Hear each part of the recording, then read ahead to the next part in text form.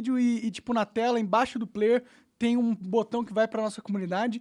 Lá vocês têm a oportunidade de mandar perguntas para os convidados, que eu vou fazer no final do episódio, tá? Hoje tem perguntas pro Cogos que mandaram lá para mim. A gente vai fazer no final do episódio. Então, se quiser poder mandar perguntas, assina lá. A gente também coloca conteúdos exclusivos, vira e mexe ali, só para quem é assinante. Então, torne-se assinante do Locals ali, monarch.locals.com. E aí, Cogos, como que tá essa vida de Cogos? Monark, é espetacular estar de volta aqui com você e nos reerguendo como fênix das cinzas depois de tanta perseguição e censura. É verdade. Nós nunca vamos parar, Monark. Estão te perseguindo também, né, cara? Então, normal. Até um lugar que você vai, você destrói o canal dos caras também, né? Que aconteceu lá no Master. Ali eu fiquei um pouco irritado com o Zé Graça, porque eu vi ele aqui no seu programa, né? O Zé Graça é um cara que eu sempre admirei, eu sempre falei que ele foi o maior youtuber de todos os tempos, e continuo dizendo isso, porque não muda o fato.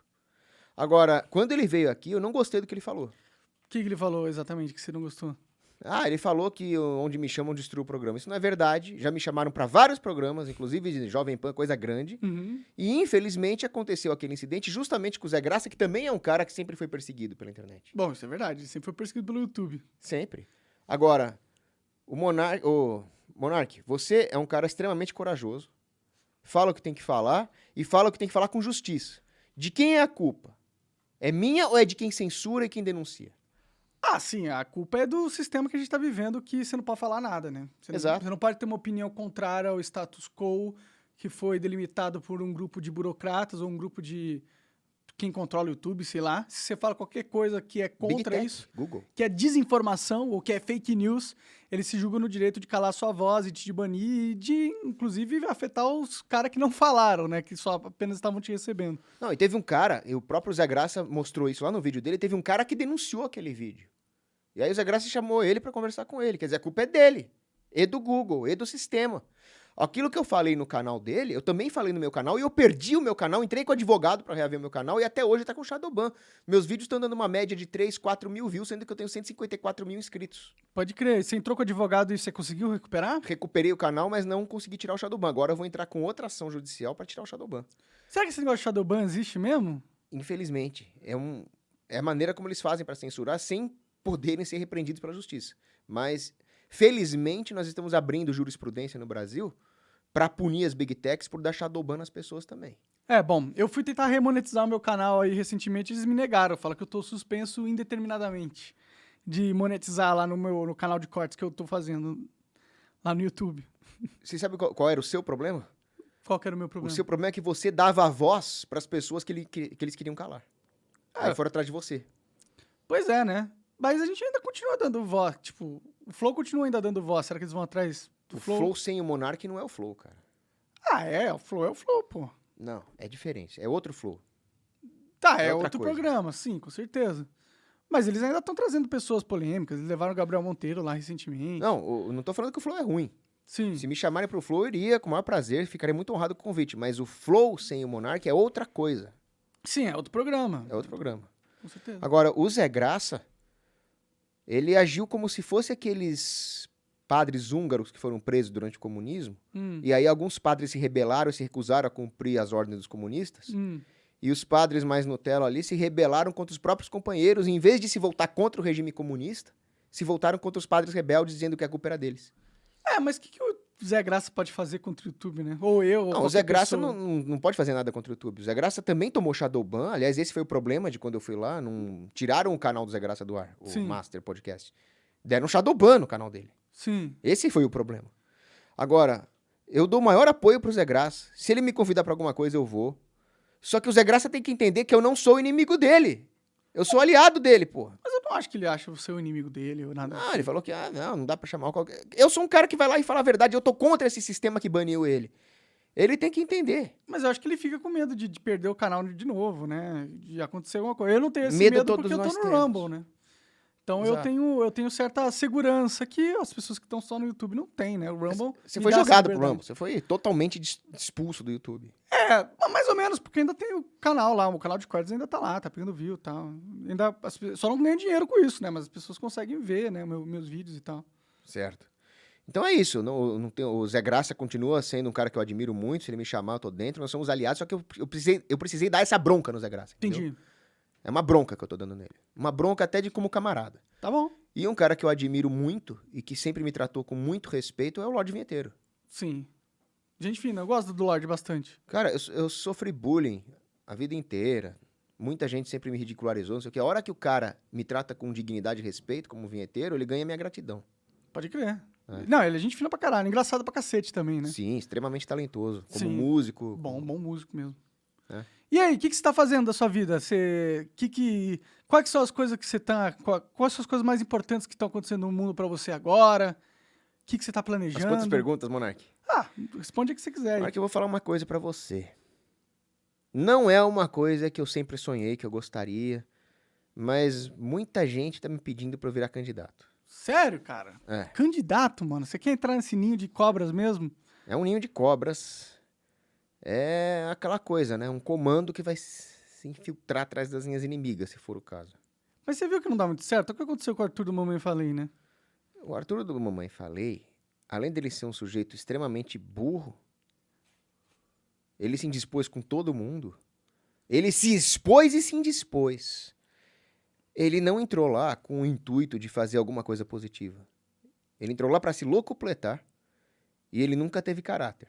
Pô, mas ele fez algumas coisas legais, né? Então, tipo, eu barrar os aumentos lá dos fiscais. Tipo, parecia que ele tava São coisas tentando, né? pontuais, até com o intuito marqueteiro, mas ele nunca foi defender princípios de liberdade. Tanto é que ele denunciava a festa quando o calcinha apertada fechava as coisas. Denunciava a festa? Denunciava a festa. Tem um vídeo onde eu também fiz um vídeo denunciando o Arthur Duval. Eu fiz um vídeo denunciando o Arthur Duval que denunciava a festa. Tá no meu canal Fazia lá. tipo o Alexandre Frota. Ele faz igual o Alexandre Frota. Entendi. Ah, isso é meio Só que o bizarro. Alexandre Frota, todo mundo sabe que ele é um traidor comunista, que apoia a Antifa. Agora, o Arthur Duval vai lá, denuncia festas, violando propriedade privada, violando o direito das pessoas de se reunirem nas suas residências e se diz liberal. É, O que é isso, se não é um mau caratismo? entendi. Mas você viu, de qualquer jeito, ele tentou entrar lá meio que nas linhas inimigas pra fazer a diferença de dentro e ele foi só Não expurgado concordo. no primeiro... Tipo, você é um cara que fala coisas da sua mente de forma bem autêntica. Pelo menos eu vejo isso em você. Eu já vi você falando de forma bem autêntica várias paradas que se a galera realmente fizesse um trabalho de tentar te destruir, como fizeram com o Arthur, como fizeram comigo, eles iam pegar umas coisas absurdas que você falou e jogar no Jornal Nacional, sei lá, o William Bonner ia pegar, ia ler, olha, hoje recebemos tal vídeo, blá, blá, blá, blá, blá, blá, e poderiam fazer a mesma coisa que fizeram com o Arthur com você. Recebemos um vídeo lamentável do Paulo Cosé. Tipo isso. Então, tem muita coisa que eu falei no passado que eu me arrependo. Só que eu falei achando. E se eu me arrependo é porque eu realmente estudei e mudei de ideia. Tá. Eu nunca saí falando coisas pra ficar bem. Não, ao eu contrário do que entendo, eu penso. mas você entende como é, tipo, é um jogo impossível de ganhar, esse jogo tá totalmente corrompido e quem controla isso são os caras lá, e quem controla a mídia, quem controla esses influenciadores de esquerda aí, eles têm todo um grupo, né, organizado de queima e de destruição de reputação, né, é difícil, né, é difícil. Você não fica preocupado com isso? Não, fico muito preocupado. Eu tenho medo. Só que a coragem não está em não ter medo. A coragem está em fazer o que tem que ser feito. Sim. Né? Então, o medo, todo mundo tem que ter. É o medo que vai te dar a prudência para não agir de forma intempestiva, temerária, fazer alguma bobagem. Agora, das coisas absurdas que eu falei e que eu me arrependo, nenhuma chega perto de ir para uma guerra e falar que quer pegar as refugiadas daquele jeito que ele falou. E eu não estou dizendo que ele mereceu ser caçado por essa frase extremamente infeliz, machista e grosseira dele. Não é por isso. Agora, por tudo que ele fez de traição contra o povo paulista, defendendo o lockdown, defendendo o desgovernador João Dória, defendendo pautas de esquerda quando ele foi eleito para defender o livre mercado. Então ele mentiu para os eleitores dele. Não explicou com que dinheiro ele foi lá para a Ucrânia. Se meteu numa enrascada que poderia ter tido proporções internacionais por dizer que ia fabricar armas em violação dos tratados internacionais. Eu não estou aqui dizendo que eu defendo os tratados internacionais, estou dizendo a inconsequência que ele poderia ter colocado o Brasil nesse cenário. Por tudo isso, não é pelo que ele falou no WhatsApp. Entendi. Mas e aí, quer ir pra política? O que você vai fazer lá? O que você vai entrar? É deputado federal, deputado estadual, vereador, governador, presidente? Porra, o que você quer fazer lá? O presidente Qualquer pessoa que se candidatar que não se chame Jair está errada. Tu tá muito fã do Jair, né, Não é ultimamente. que eu sou fã do Jair, é que o Jair é a única opção que existe hoje, viável, real, pautável, fora o comunoglobalismo e a destruição do Brasil. É bom, é ele versus Lula, né, basicamente, o cenário. Basicamente. É. E aí tem essas porcarias de terceira via, esses oportunistas que vão lá pra aparecer e que podem ser extremamente perigosos. Eles podem dividir voto, tirar voto do Bolsonaro e eles vão ser culpados por um Lula aí. Mas aí tem gente na terceira via que pode tirar voto do Lula também, tipo o Ciro. Pois é, mas aí que tá, né? Quando vem um cara que nem o Pablo Marçal, ele vai tirar voto do Bolsonaro. Pra mim, a candidatura de um cara desse é oportunismo puro. Pô, mas todo mundo tem direito de tentar, né? Às vezes ele tá construindo uma possível candidatura mais viável no futuro, né? Tá se apresentando pra sociedade. Então saibam, nunca votem num cara desse que colocou o Brasil em risco de cair no comunismo só pra aparecer. Mas você acha mesmo que vai dar comunismo se Lula ganhar? Olha, Tipo, olha pros vizinhos, Monark. Olha pro Chile. Quem diria que o Chile ia ser mais esquerda que nós? Pô, eu visitei o Chile em 2008. País ordeiro, país livre mercadista, conservador. Eu nunca poderia imaginar que pouco mais de 10 anos depois, ele teria pior que nós. Bom, eu realmente não manjo muito o que tá acontecendo no Chile. Tá ruim lá a situação? Péssimo, péssimo. Os caras votaram num comunista de DCE, o Boric. E o cara tá esfacelando o Chile, tá destruindo tudo. O que ele tá fazendo Estão exatamente? queimando igreja, estão aprovando aborto, estão aumentando imposto, estão confiscando terra, estão taxando grandes fortunas. Bom, Daqui a pouco taxar não vai ter grandes nada. fortunas eu sou a favor, né? Tá, que, ô...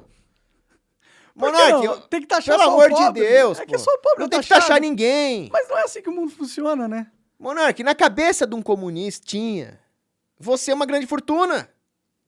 Não, a grande fortuna é tipo centenas de milhões. Vai né? lá explicar pra eles, então.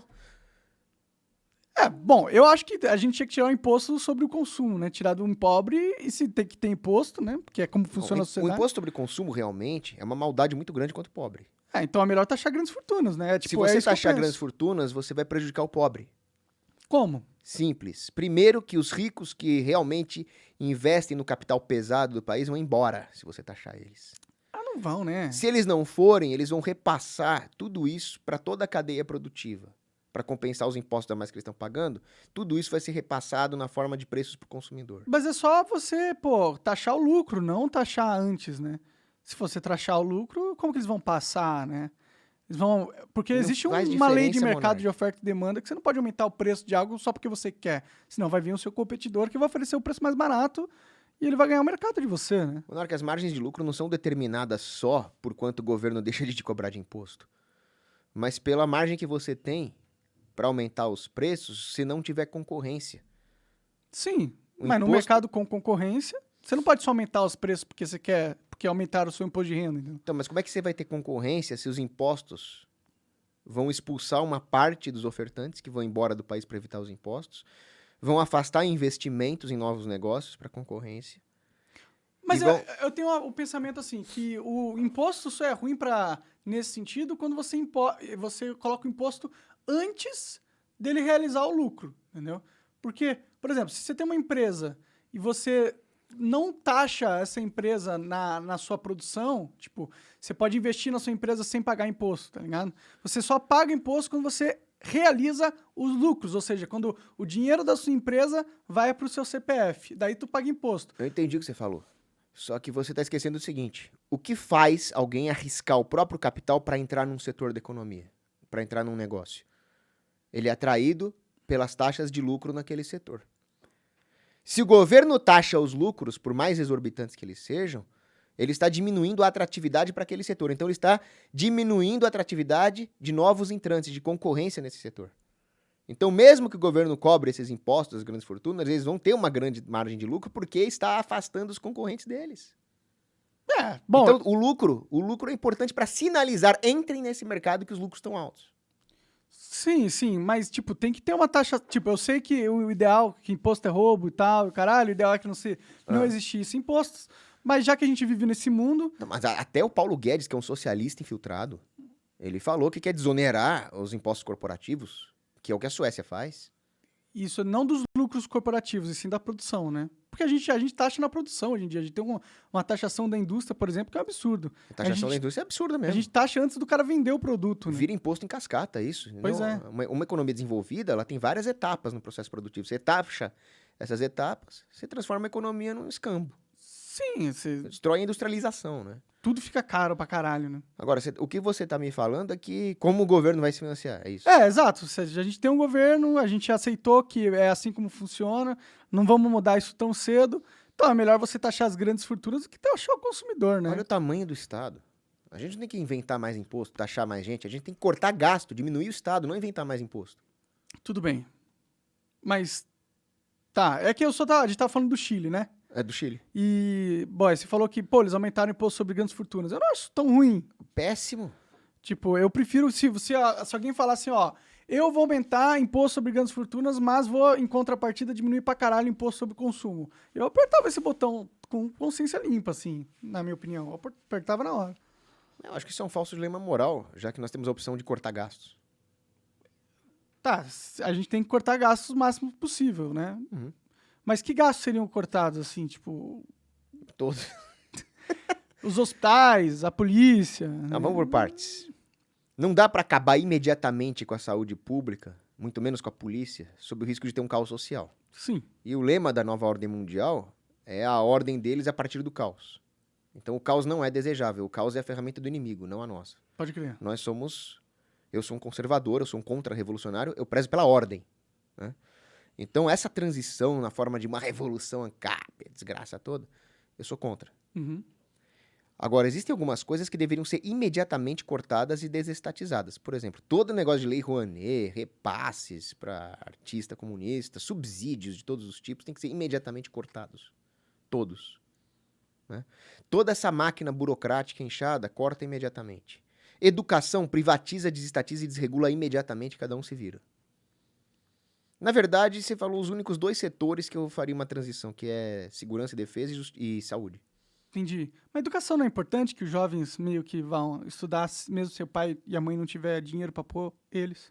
Então, porque a saúde estatal, por mais que ela seja uma máquina de matar pobre, o SUS é uma máquina de matar pobre, todo o sistema é feito para destruir as alternativas privadas e obrigar o pobre a passar pelo SUS e ficar na fila morrendo, ainda existe a possibilidade de alguém estar lá doente no hospital público e precisar dos cuidados mesmo que seja do Estado.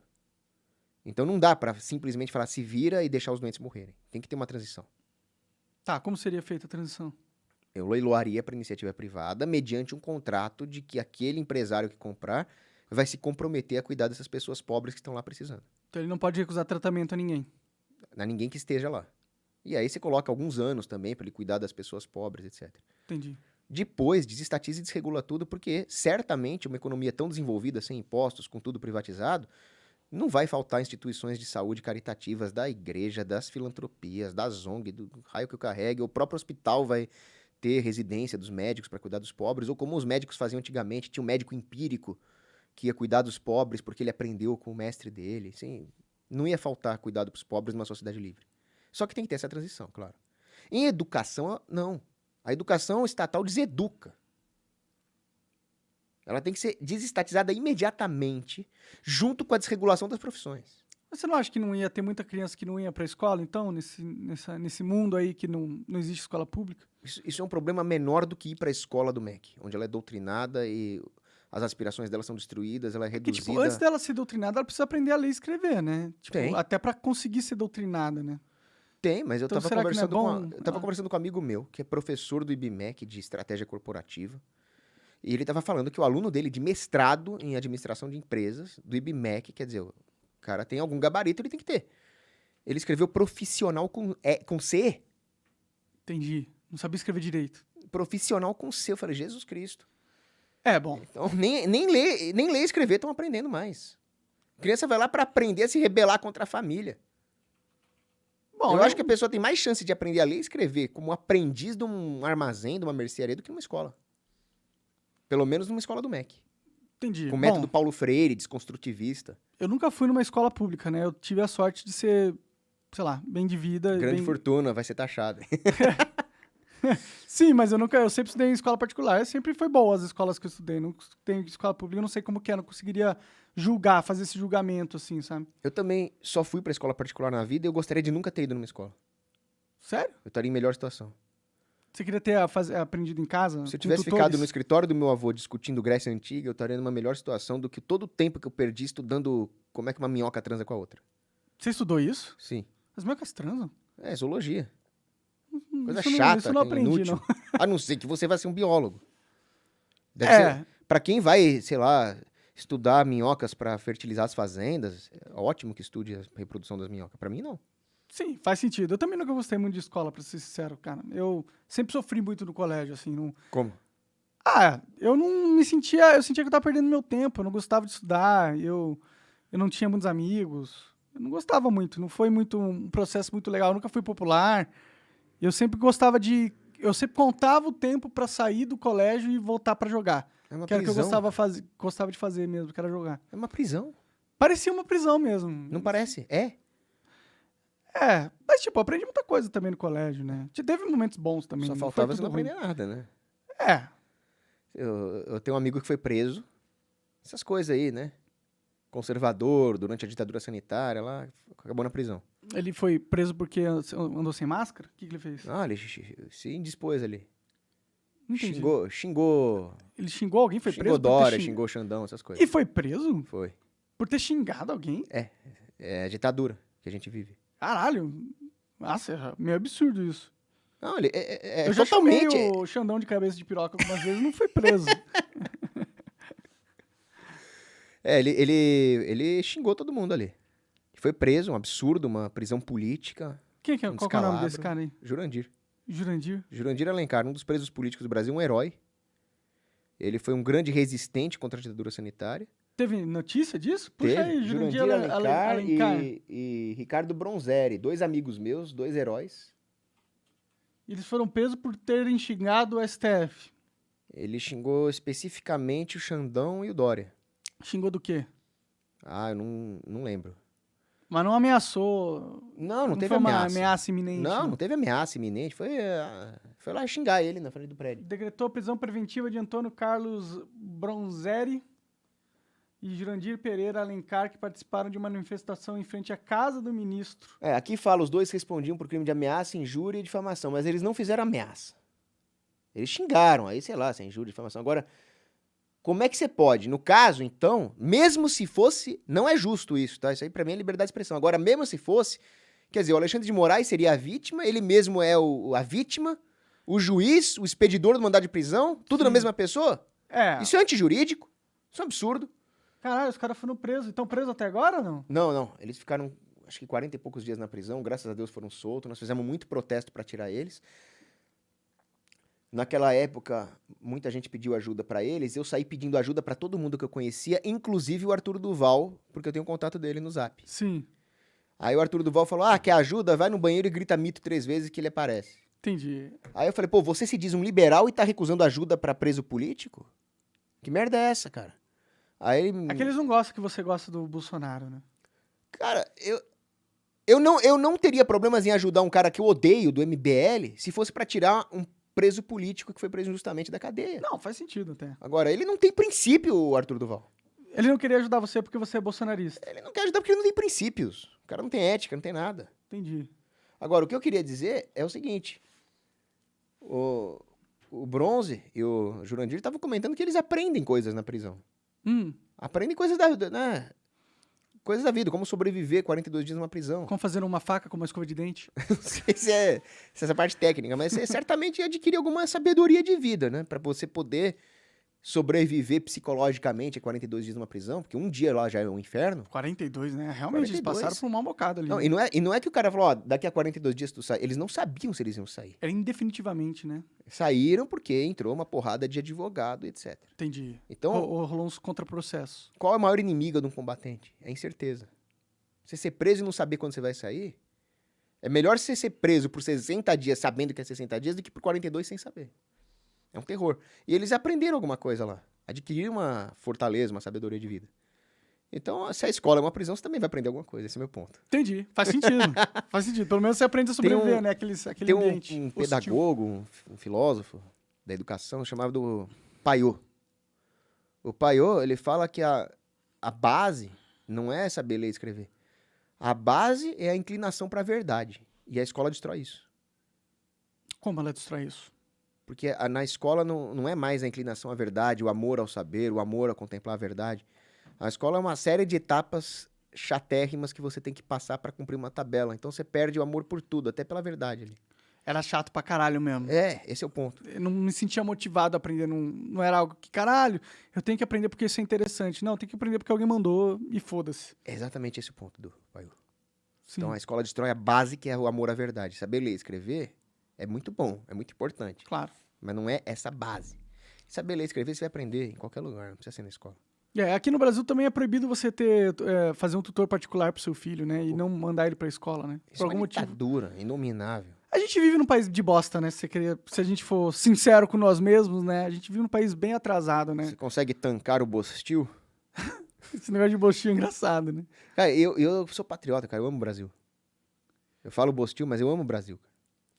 Mas é meio como aquela frase do Emil Cioran, né? Esse mundo é horrível, mas eu amo estar aqui com vocês. Por que você é patriota, cara? Por que você ama o Brasil? Por que, tipo, um pedaço de terra que alguém no passado disse que era uma nação, porra, você tem um apreço tão grande por isso, assim? Cara, essa é uma boa pergunta. Mas, se não me engano, era o Sêneca. Ele falava, nós não amamos Roma porque ela é grande. Roma é grande porque ela é amada. Então, a gente tem que amar o nosso lugar. E não é porque algum burocrata, numa reunião com algum diplomatazinho, pegou um papel e falou, isso aqui é meu, isso aqui é seu. Não é isso. Não é uma coisa artificial. É porque nós temos, sim, uma cultura, uma culinária, uma música, as nossas raças aqui. Existe uma brasilidade fora da burocracia. É isso que eu amo. Entendi. Eu amo a minha casa, eu amo meu local, eu amo meu idioma, eu amo a minha herança histórica. Você não iria pra um outro país pra ver uma vida melhor? Cara, aí que tá, eu iria sim. Porque do jeito que o Brasil tá ficando, se ganhar o PT, por exemplo, isso aqui virar Venezuela, a gente vai ter que ir pro exílio. Aí vai ficar aquela coisa, né? Minha terra tem palmeiras, onde canta o sabiá, mas vai dar saudades, mas aí talvez a gente tenha que sair, né? Eu sou um pouco. Eu não sou muito patriota, não, pra ser sincero. Tipo, eu entendo a gente ter um apreço pela nossa terra e a gente tem que lutar pelo lugar que a gente tá, porque se a gente não lutar e ninguém lutar, vai cada vez ficar uma merda. Porra, né? tu é mais patriota do que a maioria das pessoas que diz patriota. Não, tipo, mas é uma questão prática, né? Não é porque eu amo o Brasil, eu acho, puto, o Brasil é o melhor país do mundo e não sei o quê. É porque Deus me colocou aqui e eu não tenho outro lugar pra estar. Então, já que eu tô aqui, eu tenho que lutar pra que isso seja o melhor possível, né? Mas esse é o melhor patriotismo que tem. Mas eu Patriotismo cristão. Mas eu não tenho uma parada assim, caralho, Brasil é foda, eu amo o hino nacional, nossa, olha a cor da nossa bandeira, que maravilhoso. Não, mas se você for pensar, realmente você tem razão, nós vivemos num país que tá uma merda mesmo. Você ama o lugar onde você vive pelo motivo certo, não é porque ele é fodástico. Mas se você for pensar, o Brasil tem tanta coisa boa. Tem. Tem coisas maravilosas aqui. A nossa culinária é papo de gordo agora, né? A nossa culinária é a mais rica do mundo. Pois é, aqui em São Paulo você come comida de todas as nações, muito bem feitas. De qualidade. Sim. Não é que tem uma mostrinha de cada nação. Você encontra o melhor do mundo aqui, em São Paulo. Tem bairros, né, só pra certos tipos de culinária. Tem o bairro da Coreia, tem o bairro da China, o bairro do Japão. E aí você tem a culinária mineira, é maravilhosa, típica. A culinária nordestina é maravilhosa, típica, única. Você gosta de bucho? Gosto de tudo que tem no Brasil. Aí tem o churrasco do sul. É maravilhoso isso aqui. Eu prefiro o churrasco do sul do que o bucho. Eu também. Pô, a gente tem que aproveitar. As mulheres brasileiras são as mais bonitas do mundo. Todo país fala que é, né? Tá, mas Que o seu país tem as melhores mulheres. todo país fala, mas o Brasil fala com propriedade. E tem país que é o leste europeu, né? O Arthur Duval que eu digo. Da loira que eu chupava o cu. Não, tô brincando. Não, mas o Brasil é disparado melhor. Aqui tem bem diversidade, né? As paisagens brasileiras. Bastante cachoeira, isso é da hora mesmo. As praias. E aqui é quente, né? É quente, não tem terremoto, vulcão, essas merdas. E é longe das guerras, né? Não tem tem muita criminalidade, né? Mas é a culpa guerra interna, né? guerra interna. Mas não tem essas merda que tem na Ucrânia, né? Guerras civis violentas. Ninguém invadiu o Brasil, né? Aqui não tem racismo. A esquerda fala que tem. Não, tipo, E tem tem um racismo. outro otário que é racista. Tem bastante Agora- otário que é racista. Agora, pô, você vai lá nos Estados Unidos, você vê racismo pesado ali. Eu vi esses dias aí um negócio de um Uber que se recusou a levar uma moça que falou assim, você é branco, você é normal, mega racista pra cima dele, sendo que ele era branco, mas mesmo assim ela mostrou o racismo dela, né?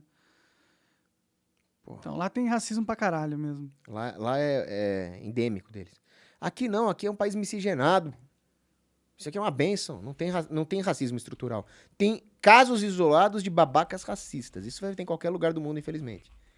Mas estrutural no Brasil não tem. Fiz um vídeo disso outro dia. Bom, mas aí quando eu falo que o Brasil foi o último país a libertar os escravos, realmente, a gente vem atrasado mundialmente falando nesse quesito, né? Um dos primeiros foi o Haiti, que foi na porrada, né? Foi uma revolução violenta.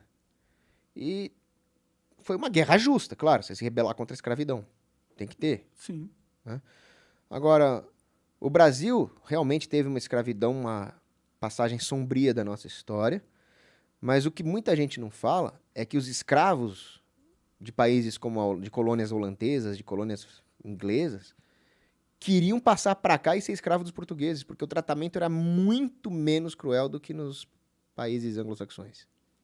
Tá, não é que eles queriam ser escravos, mas é que já que eles são escravos, eles preferiam ser escravos no lugar onde eles tratam melhores os escravos. Então aqui mais ou tratavam menos, bem os vamos escravos. votar no Bolsonaro em vez de votar no Lula, mais ou menos isso. Entendi. Pode crer. Por que esse negócio do Bolsonaro, tanto assim? Por que você acha que ele realmente é o salvador da pátria? Não, ele não é o salvador da pátria. Mas você percebe que ele é uma pessoa bem limitada, assim? No seu... Tá, entendi. É limitado até demais, eu não queria que ele fosse tão limitado assim. Mas você prefere colocar alguém limitado, aquém do que nós gostaríamos, ou colocar um inimigo declarado? Puta, sinceramente, eu prefiro só não ter que votar mais. Eu meio que desisti dessa porra. Se for pro Brad mesmo, eu vou pra outro país. Ok, mas não te deram essa opção. Ué, deram, eu posso não votar, né? Poder pode, mas você vai ser governado por alguém que foi votado. Não, porque eu posso sair do país. Ou isso, ou você vai embora da sua terra. Eu tô com muita vontade de ir embora da minha terra, viu, cara? Eu não ligo muito. Se eu viver bem, eu posso viver bem em qualquer outro lugar, viu? Mas você pode tornar essa terra um pouco menos pior pra quem fica. Desisti de tentar, viu? Parece que você tenta, aí cai. Aí junta todos os filhos da puta se junta e te mata. É isso que acontece. Eu não sei se eu sou tão altruísta assim, sabe? Eu acho que eu tô cansado de tentar salvar o mundo. Mas ninguém tá pedindo pra você morrer numa guerra, é só pra você ir lá e bater umas teclinhas na urna. Mas isso não vai mudar nada, porra. Não vai mudar nada. No final Um soldado de infantaria não muda uma guerra. Mas se todos os soldados de infantaria pensassem assim, a gente tava perdido. A gente tá perdido, porque não tem... Não! Esse é o que eu tô... Tipo, eu não vejo... Tá, mesmo que Bolsonaro ganhe, entendeu? E salve da ameaça comunista lá, eu não acho que vai mudar porra nenhuma no Brasil. Vai continuar uma merda, vai ter o Xandão ainda mandando, desmandando, mandando gente prender. O Bolsonaro vai continuar sendo um fraco que não consegue mudar nada no país porque ele tem as bolas presas pelo sistema. Você tem razão em parte aí no que você tá falando. Só que por que o STF implantou um estado de exceção de ditadura judiciária? Porque o Senado é fraco. Fraco não, né? É mancomunado. Conivente, né? É. Então, por isso que eu falo, a eleição pro Senado é a mais importante de todas. Mais do que pra presidente. Quem são os bons senadores aí pra gente votar, então? Olha, aqui em São Paulo, nós temos a doutora Nise Yamaguchi. Que é aquela cara, a doutora Covid, um negócio assim? A doutora Nise, ela foi extremamente corajosa, ela defendeu a verdadeira ciência, quando todo mundo estava vendendo, falsa ciência por aí, né? A ciência midiática, né? E a doutora Nise foi lá defender o que é correto e por isso ela foi vítima de praticamente uma violência contra a mulher ali por parte dos senadores de esquerda. Ela foi lá para aquela CPI nojenta, abominável que fizeram lá. Ela foi ofendida, difamada lá pelaquela turminha, né? O Aziz, Randolph, Renan, essas desgraças dos infernos. E ela perseverou até o fim no que ela defende, no que ela acha certo. E é uma senadora de direita que está se candidatando. Entendi. Certamente, depois de toda a coragem que ela demonstrou, eu diria que pessoas como ela no Senado tornariam o Senado um bastião um pouco mais forte aí na defesa da liberdade. Não estou aqui defendendo as instituições do Senado, mas só estou dizendo que, já que nós vamos ter que votar em alguém... Vote na Tamagotchi. Tamagotchi. Lembra do Tamagotchi? Isso aí pode ser considerado bem racista da minha parte, né? Ter zoado ela nesse Não, sentido. zoar é de boa. Fazer piada não é racismo. Ah, hoje Aliás, em dia... tô mandando votar, né? Tô falando que eu votaria. Né? Sim, eu sei. É que o mundo tá chato, você não pode O fazer mundo piada tá a mais. chato, não pode fazer nada, não pode fazer uma piada. Pois é, cara, é uma merda. Então essa mina é uma boa pro Senado. E aquele príncipe lá, o Luiz de Bragança, o que você acha Eu dele? não sei eu não sei que cargo que ele vai se candidatar. Entendi, mas ele é um cara legal? Como pessoa, ele é um cara legal, eu conheço ele pessoalmente.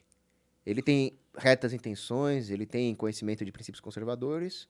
Embora eu não concorde com tudo que ele fala, mas certamente ele é Pô, muito sim, melhor que a é, média. É possível, impossível concordar com tudo que todo mundo fala, né? O pessoal pede muito pra fazer um vídeo sobre a Constituição Libertadora que ele escreveu.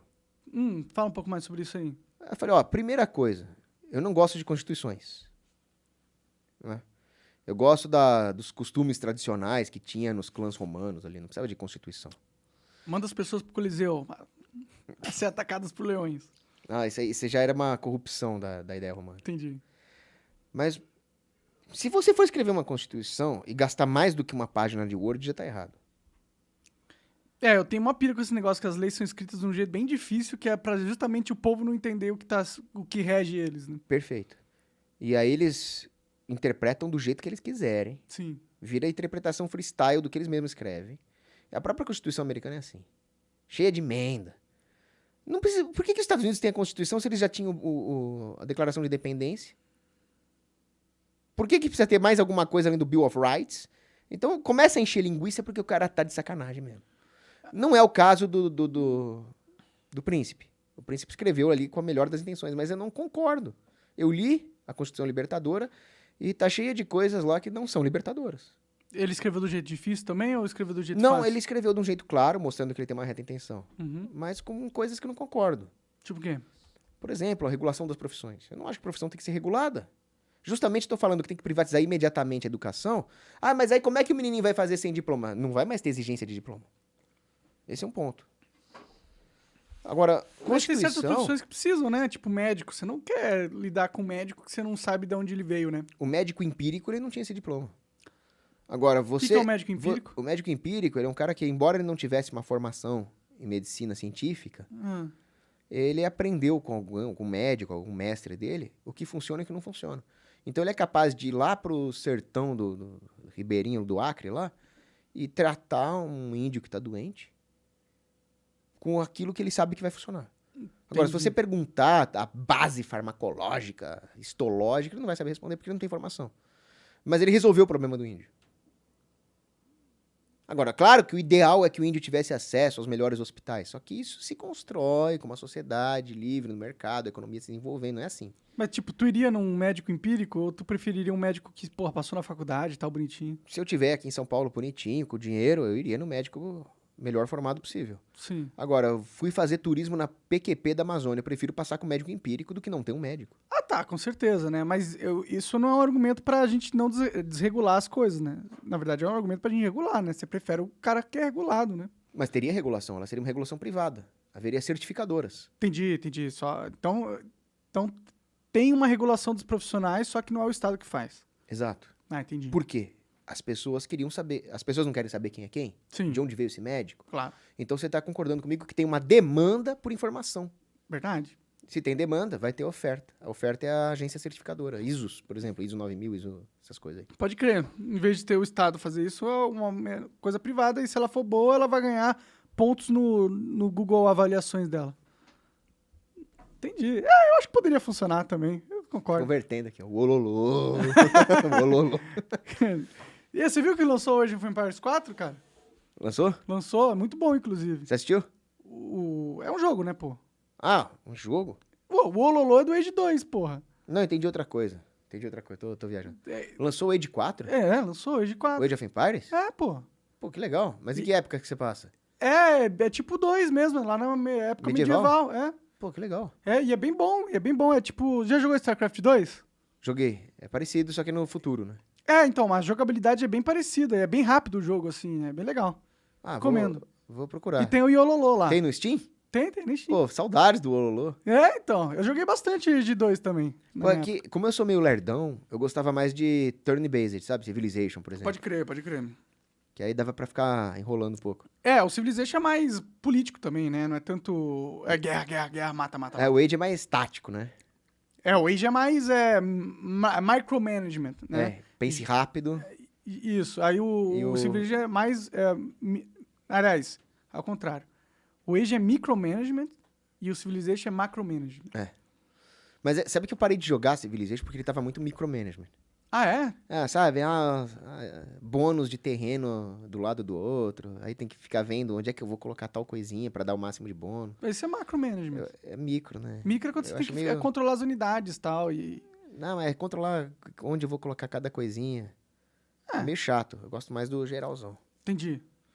Você joga alguma coisa ou não? Então, parei de jogar, mas de vez em quando, sabe? Você dá uma fila. Tem um joguinho que até o Elon Musk gosta, que é o Polytopia. Já jogou? Não. Deixa eu ver se eu tenho aqui. Busca aí o que é o Polytopia. Mostra É um joguinho. Eu nem sou bom nisso, tá? Não, eu jogo mal Polytopia. Mas ponte? Mas é legalzinho. Você tá numa fila, tá parado num semáforo, dá uma jogadinha. É de celular? Como se fosse um Civilization, só que se passa só na Idade Antiga. Ele não avança pra medieval nem moderna. Interessante, hein? É um joguinho divertidinho. Aí, ó, Polytopia. Olha Aí você constrói os impériozinhos, tem as unidades militares também. Você constrói os monumentos. E é multiplayer, não? Dá pra jogar multiplayer. E o objetivo é o quê? É tipo SimCity ou você tem que dominar os outros? Então, tem 2 modos. Tem o modo de ver quem faz mais ponto, aí você ganha ponto pela quantidade de monumento que você constrói, pelo tamanho das cidades. E tem o modo dominação, que é matar todo mundo. Legal, gosto mais desse. Esse é mais legal mesmo. Joguinho parece bonitinho, né? Tem no celular, então. É um gráfico simples, ele roda rapidinho. Sim.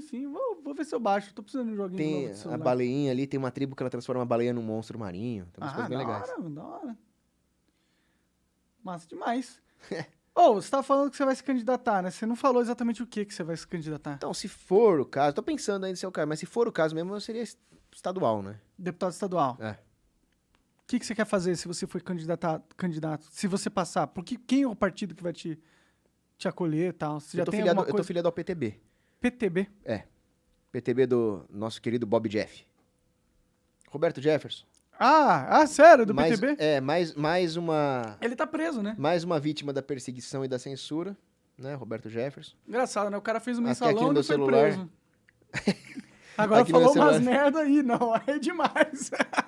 Não pode falar mal dos caras, né? Liberdade pro Bob Jeff. Eu comparo ele a... Guardadas as devidas proporções, não tô falando que esse cara é santo, mas o Paulo, né? Paulo perseguia cristãos, acordou, caiu do cavalo e se converteu. Entendi, um discípulo de Jesus. Guardadas as devidas proporções, não tô nem comparando uma coisa com a outra, mas ele fazia as coisas dele no passado e agora ele se coloca contra esse establishment.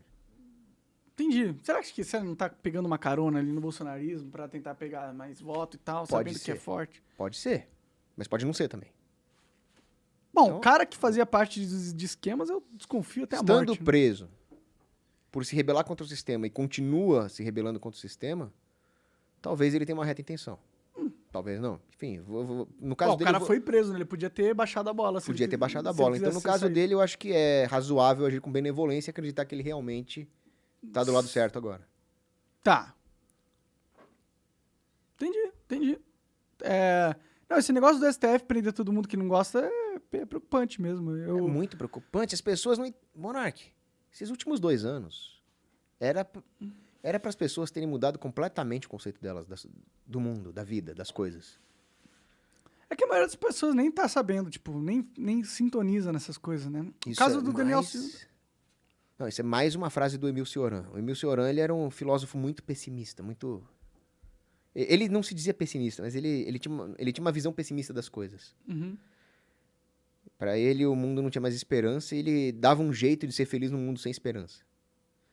Mas ele dizia o seguinte, o pior mal do mundo não é aquele mal que te choca, que te assusta, que você fala, puta que pariu. O pior mal do mundo é aquele que você começa a achar normal, que se torna parte da sua rotina e você nem liga mais pra ele. Esse destrói o nosso caráter por dentro. Então, a pior coisa que tem não é o cara, puta que pariu, o que que tá acontecendo? A pior coisa do mundo é, não, é normal.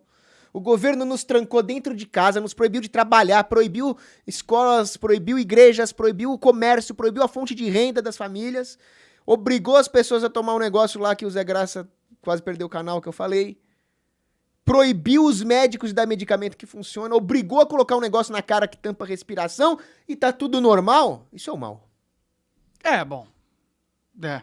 Mas eu sou esse cara pessimista que acha que já fudeu tudo já. Eu já perdi já as esperanças de mudar alguma coisa, de que as pessoas vão entender o quão manipuladas elas são, e como todo mundo é gado da mídia, e como as pessoas controlam o seu pensamento. Eu já falei isso tantas vezes, já falei isso aqui várias vezes. E o que me rendeu isso aí? Cara, você tá aqui só por uma razão, cara. Você tá aqui pra salvar a tua alma, não pra salvar o mundo.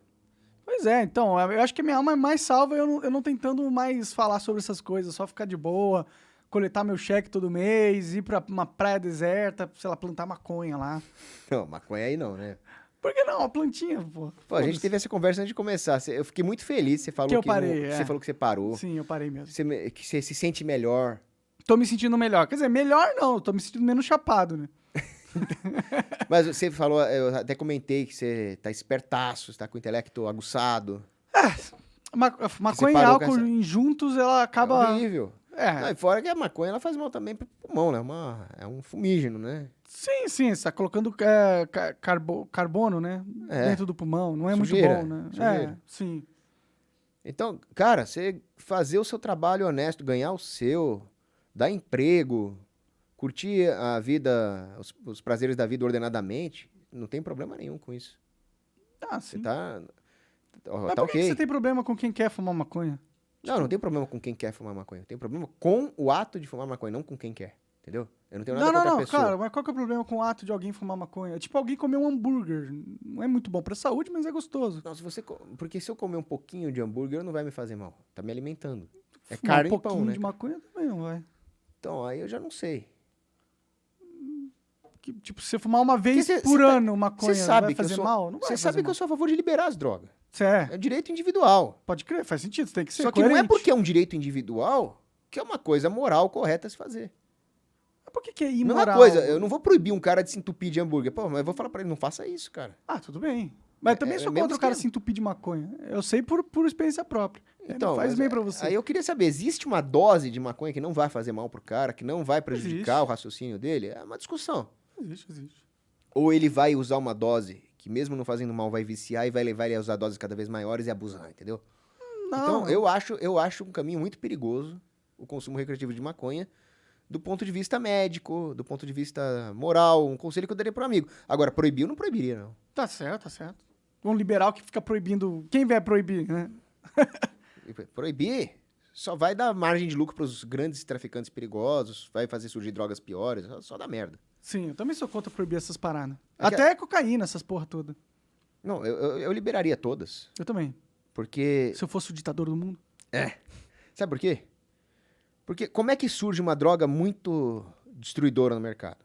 Por exemplo, você pega as piores drogas que tem crack, oxi, essas merda. Elas não surgiram do nada. Elas surgiram porque o governo proibiu a cocaína. É verdade. O crack é a raspa da cocaína, né? Exato. Então, essas drogas super pesadas, elas dão menos barato, Sim. com mais efeito colateral. Sim. E no mercado, todo mundo ia procurar drogas que dão muito barato com pouco efeito colateral. Sim. Então, só existe essas drogas super pesadas porque o governo, com a repressão, encareceu todas as outras e o cara foi pra raspa do lixo. É verdade. Agora, o cara não vai sair do fundo da raspa do lixo pra usar drogas leves do nada. Ele tem que subir uma escada. Ele não vai escalar uma montanha, ele vai subir uma escada. Chamada ter dinheiro. Hã? Tem que ter dinheiro, né? Que escada é essa que você tá falando? A escada é a seguinte, Não, então vamos liberar a maconha, mas vamos proibir a cocaína. O cara que tá no oxi não vai passar pra maconha. Ele teria que passar pra cocaína, depois pra maconha, pra depois ficar limpo. Entendi. Por isso que liberar todas as drogas é resgatar o cara que tá lá no fundo pra ele ficar limpo. Faz sentido, na minha opinião. Eu gostaria muito que liberasse todas as drogas, cara. Acabava esse Você ia fantasma, propor essa né? lei se você fosse político? É que deputado estadual não rege sobre isso, O né? estadual não versa sobre isso, não é da alçada do estadual, né? Sim. O que seria da alçada do estadual? Hum, Cortar a bosta dos impostos, principalmente essa merda desse ICMS. legal. O ICMS é um imposto do inferno, é um imposto que destrói a vida do pobre, é um imposto que incide sobre alimentos, sobre medicamentos, sobre combustível. Então, a cesta do pobre, ela é principalmente composta por alimento e medicamento. O pobre tem que comer e tratar a mãe doente. Ou seja, um cara que nem esse calcinha apertada do demônio, esse Joãozinho Tranca-Rua, o vilão brinquedo, João Cuidado, Dória. hein? Cuidado com o quê, seu palhaço? João Dória palhaço. Você não já se fudeu, teve que pedir desculpa pra ele, porra? Eu não pedi desculpa pra ele? Você viu o vídeo?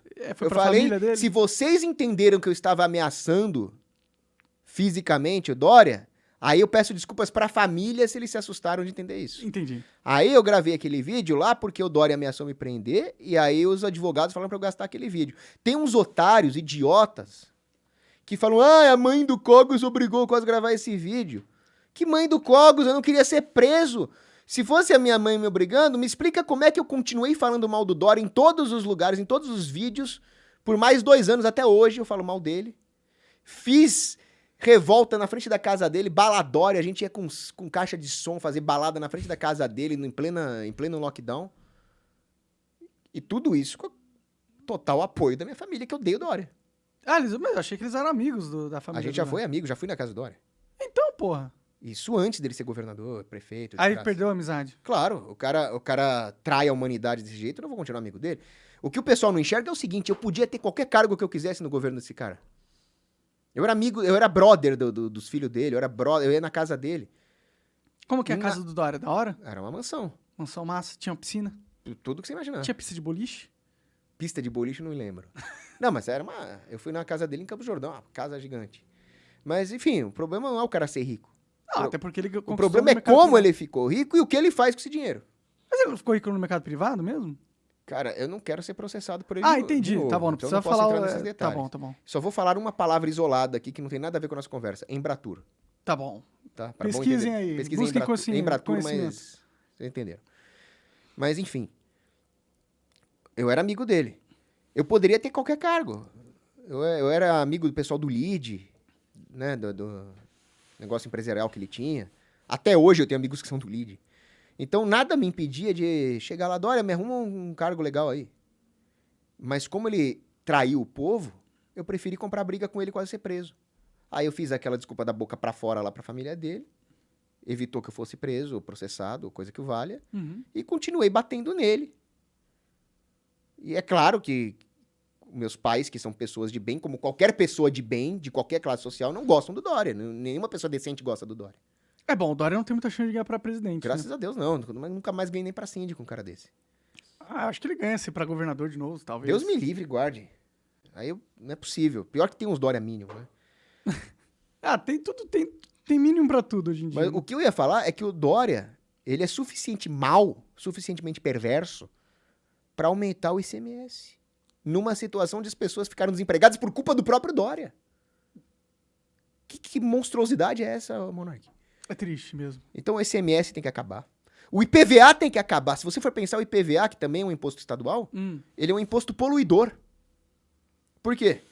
Porque ele pune o cara que compra um carro novo. O carro novo, com mais valor agregado, com mais tecnologia, e que polui menos, vai pagar mais imposto. Então, para que o cara vai trocar o carro? Aí ele vai ficar com um carro antigo que vai poluir mais. Não, mas poderiam argumentar que o imposto sobre carro diminui a chance de alguém comprar o carro que polui menos, né? Não, ele vai ficar com um carro velho. Porque as pessoas precisam de carro de qualquer jeito, né?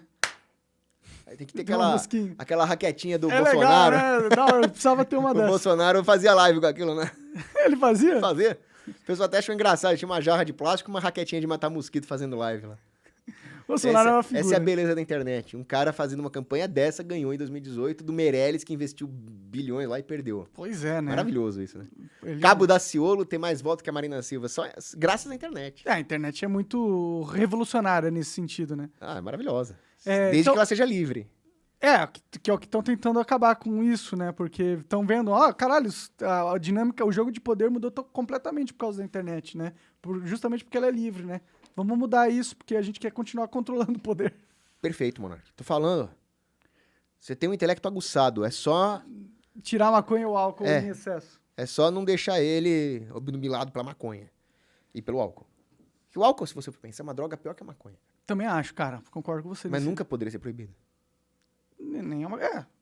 Porque tem muita gente que consome o álcool, né? O álcool pode ser consumido com moderação. Imagina, se proibisse o álcool, acabava a missa. Que a gente consagra o vinho como o sangue de Cristo ali. Verdade, né? É. Bom, já proibiram o álcool lá nos Estados Unidos, né? E só deu merda, Só deu deu guerra de merda. gangue, deu gente Al morrendo, Capone, pau. deu bebida adulterada com etanol, deu a merda Gente toda. ficando Mano. cega, não é verdade? Então, proibir não Não adianta resolve, proibir né? nem o álcool. E o álcool, às vezes, o cara bebe, exagera, fica violento, causa acidente de trânsito, bate na mulher. A maconha é uma droga ruim também, faz mal, mata os neurônios, não sei o quê. Mas Nunca vi ninguém arranjando briga por causa de maconha, né? então, o álcool é pior e não deve ser proibido. Logo, a maconha também não deve ser proibida. Sim. Outro imposto maldito que tem é o ITBI, Imposto sobre Transmissão de Bens Imóveis. Esse, pra mim, é o imposto mais demoníaco dentre os impostos estaduais que tem. É imposto sobre herança. O imposto sobre É claro herança... que você não gosta de imposto sobre herança. A família é rica. Não é, cara, isso é outra lenda Tô urbana. brincando, tô brincando. Mas assim, a minha família tem algumas coisas. A tua família é rica, porra. Não é rica. E bem conectada. Eu conversei com uma mulher ali Não, que bem falou conectada que sua é mãe e diferente seu de pai ser rica. eram mega estudiosos, que fizeram um monte de coisa, pica pra caralho. Não, eles são profissionais excelentes na medicina, mas isso não significa que é rico. As pessoas não sabem como é que são as coisas. Como é que é o custo fixo de uma clínica. Como é que é os encargos Ah, trabalhistas. não tô falando que eles são Elon Musk, né? Tô falando que eles estão... Que não chega nem... Você tá comparando... Não, então, não tô falando, não tô comparando. Tá comparando formiga com dinossauro, cara. Não, tudo bem, o Elon Musk é tipo o cara mais rico do mundo, né? Então, qualquer um que a gente comparar com ele é um dinossauro. Não, mas não é assim. A minha família, ela atende pessoas ricas, mas não é da mesma classe. Tipo, não tem 400 milhões guardado no banco. Se eu tivesse isso, se eu tivesse 1% disso, 40 milhões. então as pessoas estão fora da realidade. Nós prestamos serviços à classe A. Entendi. Vocês são tipo a família de ferreiros, os artesãos. Exato. E por que a gente presta família pra classe A? Porque a minha mãe é muito boa médica. A classe A escolhe ela. Uhum. E a gente atende classe B e C e D. Claro, não tô julgando nem um pouco. E ela tem boas conexões, porque ela atende pessoas bem conectadas também, enfim. Mas daí pra ser rico é outros 500, porque tem custo fixo, tem cargo, tem desgraça, tem imposto. É, tipo, vocês não têm um iate, né? Nem, pau. Entendi. Não, tudo bem, não teria nenhum problema se tivesse também, né? Eu ficaria feliz se minha família fosse rica pra caralho. Eu também. Eu não tenho nenhum problema. Eu queria ter isso. Por exemplo, houve épocas, né, que a Argentina estava bem antes de entrar os peronistas aí. Meu pai tinha amigos médicos na Argentina que tinham iate. É, da hora. Só que aí depois os esquerdistas ferraram a Argentina inteira. Por isso que eu falo, o risco de comunismo no Brasil é real e concreto, cara. Acho mesmo, é que tipo, a Argentina é um país bem menor que o Brasil, né? O Brasil é tão grande, tanto interesse. Então a Argentina é um país que já foi rico. Já foi um país de primeiro mundo, já foi uma Europa na América do Sul. Eles ficaram muito ricos. Alguns vão falar, Cogos, a Argentina ficou rica graças ao Perón. Não foi graças ao Perón porcaria nenhuma. O Perón, ele teve a sorte de pegar uma época em que a Argentina exportava carne pra Europa em guerra. Entendi. O Perón foi um dos presidentes lá, né? Foi uma espécie de Getúlio Vargas de lá, né? Entendi. Mas, pô, com essa retórica toda socialista, que o capitalista é malvadão, o empresário é malvadão, eles destruíram a economia da Argentina. É, eu não sei porque que os caras gostam de pegar o bilionário como o mal do mundo, né? E a Argentina é a prova de que educação é importante, mas essa educação formal é overrated, sabe?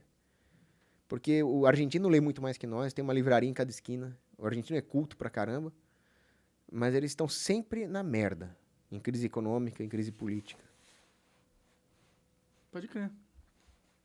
Bad vibes pros argentinos. Tá piorando agora, né? Eles estão com o governo socialista, né? Um negócio assim. Ah, o Fernandes. É. O Fernandes, além de socialista, é um pandemínio. A quarentena que ele impôs na Argentina é de filme de terror. Só não foi pior que a da Austrália.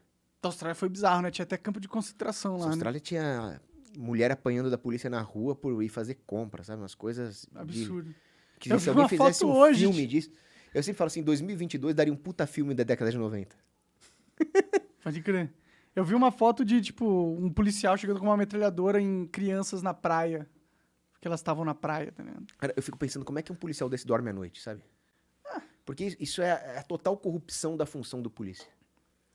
Se você for pensar, a polícia é uma profissão muito nobre. É. O ideal de polícia. Quer dizer, é um cara que se propõe a se arriscar a tomar tiro, se arriscar fisicamente para defender os inocentes contra bandidos. No momento em que ele vai com uma metralhadora para cima de uma criança que tá na praia, ele tá fazendo o contrário. Ele tá recebendo ordem dos bandidos para oprimir o inocente. Sim, sim. Mas essa é a função de verdade do policial, né? Ele não... quando eu servi o exército, eu aprendi uma coisa. Assim, quando eu servi o exército, eu queria ter aprendido mais, sabe? É que o Brasil... Quando você tinha servido do exército? Fiz CPOR. Entendi. É que o CPOR, ele é um órgão de formação de oficiais combatentes da reserva. Entendi. Porque no Brasil funciona assim, a Academia Militar das Agulhas Negras forma os oficiais combatentes de carreira. Uhum. Só que os oficiais combatentes de carreira, que eles se formam para serem capitães, major, coronel, não conseguem formar todos os tenentes que o Brasil precisa. Então o CPOR forma os tenentes faltantes. Entendi. Aí você serve como tenente temporariamente, né? Aí eu fiz CPOR, que é esse curso de formação, só que eu acho que o Brasil dá pouco valor para sua reserva. O reservista, ele não tem todos os direitos que um militar da ativa tem. Devia ter direito a porte de arma normal. Eu acho que todo mundo devia ter direito... Não a porte, né? A posse de arma. Tudo. A gente devia ter um tanque na garagem, cara. Até que é exagero, né? Não. Até porque ninguém tem dinheiro pra isso, né? Ah, mas sem imposto, você comprar tanque de boa aí. Quantos Não precisa nem ser um tanque, você compra um blindadinho, né? Um blindadinho de infantaria, tá bom. Pô, já ninguém te assalta no blindado de infantaria, né? Pois é, né? E aí, quando eu fiz CPOR, eu fico pensando, pô, eu acho que o CPOR devia ter mais tempo de duração e devia poder seguir carreira, porque o CPOR americano é assim. Entendi. O cara, se ele for bom, ele segue carreira. E, pô, a gente não dá valor pra reserva, a força do Brasil tem que estar na sua reserva. Mas, enfim, algumas lições importantes ficaram. E uma das mais importantes que eu aprendi lá foi que ordem injusta não se cumpre. Falou, você jurou lealdade à bandeira, certo? Se chegar um oficial e te dar uma ordem contrária à justiça... Tipo, estupra aquela mulher. Tipo isso, você não pode obedecer a ordem desse cara. Sim. Você jurou lealdade ao que é certo, à bandeira, à justiça. Se um oficial der essa ordem, você não só não cumpre, como você denuncia esse oficial. É. Então, se é um policial, você jurou defender o povo. Aí chega o calcinha apertada e fala, fecha o comércio. Não, negativo. O problema é que se ele diz não, né, ele só perde emprego, né? É que aí o policial tem que ter uma coisa, que é a seguinte noção. O comandante dele não é o comandante-geral da PM, nem o governador, nem o Xandão, nem o MS. Quando ele terminar a missão dele, ele vai ser julgado pelo único justo juiz, Jesus Cristo, o Senhor dos Exércitos. Aí eu quero ver o que ele vai falar para Cristo no dia do juízo. É que muita gente nem acredita, né, nisso. Então esse é um problema. Aí vai falar, porque o calcinha deu ordem. Aí Jesus vai falar, mas você preferiu obedecer o calcinha do que a mim, que te salvou na cruz? Aí ele vai ter que se explicar. Eu acho que é melhor perder o emprego, ser exonerado da corporação, do que ficar em maus lençóis no julgamento eterno ali. Sim. Mas esse é um argumento bem fraco para a maioria das pessoas, né? Que não são religiosas. Sociedade que perdeu Deus de vista é complicado mesmo. Mas a analogia que eu faço é a seguinte. Você pega a queda dos anjos. Lúcifer se rebela contra Deus, etc. Só que Lúcifer era o comandante dos anjos. Aí ele falou, sigam-me. Os anjos que obedeceram o comandante dos anjos se ferraram. Os anjos que desobedeceram o comandante dos anjos por obediência a Deus, se salvaram. Então, se os anjos que obedeceram Lúcifer não têm justificativa, imagina quem obedeceu Dória. Bom, mas eles agora estão empregados, quem desobedeceu estão até demitidos, né? Tá, e aí talvez a família deles vai passar fome, né? É difícil julgar os caras, Mas né? tudo isso aqui passa. A eternidade não passa. Mas sei lá, é tão difícil convencer alguém a pensar na outra Eu concordo, mas você sabe que aconteceu isso e deu certo? Ah. O Dória, ele mandou fechar o comércio e infelizmente a polícia obedeceu. Uhum. Eu não faria isso. Se eu fosse policial e falasse, fecha o comércio daquele cidadão, pode me exonerar, pode mandar pra Ucrânia, não vou fazer isso. Só que o Dória deu uma outra ordem. Ele falou, prenda quem tiver sem máscara na rua. Ele deu essa ordem? Deu. Prenda ou multe. Ou uma multa absurda, assim. Aí a polícia falou, isso eu não vou cumprir. E deu certo. Tudo bem que eu tenho meu atestado lá, mas eu andava na rua sem máscara, muita gente também fazia isso, e ninguém foi preso nem multado. Um ou outro foi, o Bolsonaro foi porque o Dória perseguiu ele. Aham. Mas foi uma ordem que a polícia não cumpriu. Que era absurdo, né? Total. Agora, por que não fizeram a mesma coisa com o fechamento do comércio? Por que deixaram tantas pessoas perderem a sua renda? Por quê? Faltou bola. Faltou culhão.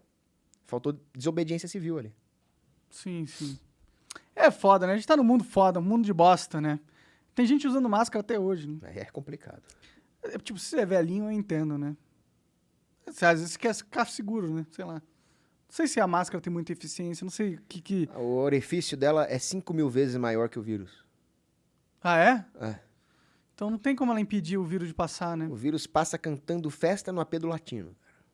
Pode crer. Hoje é festa lá no meu AP. Só que ele fica represado lá, a pessoa fica respirando a mesma merda, não circula tanto quanto devia circular. Mas como ele fica pesado Dissipar, se ele é sabe? menor do que... Então, fica aquele ar O ar... viciado, sim. aquele monóxido de carbono, aquele dióxido de carbono represado, e a pessoa engolindo as próprias bactérias que proliferam ali no tecido da máscara, não é nem o vírus. Faz sentido. E tudo isso sobrecarrega o sistema imunológico dela.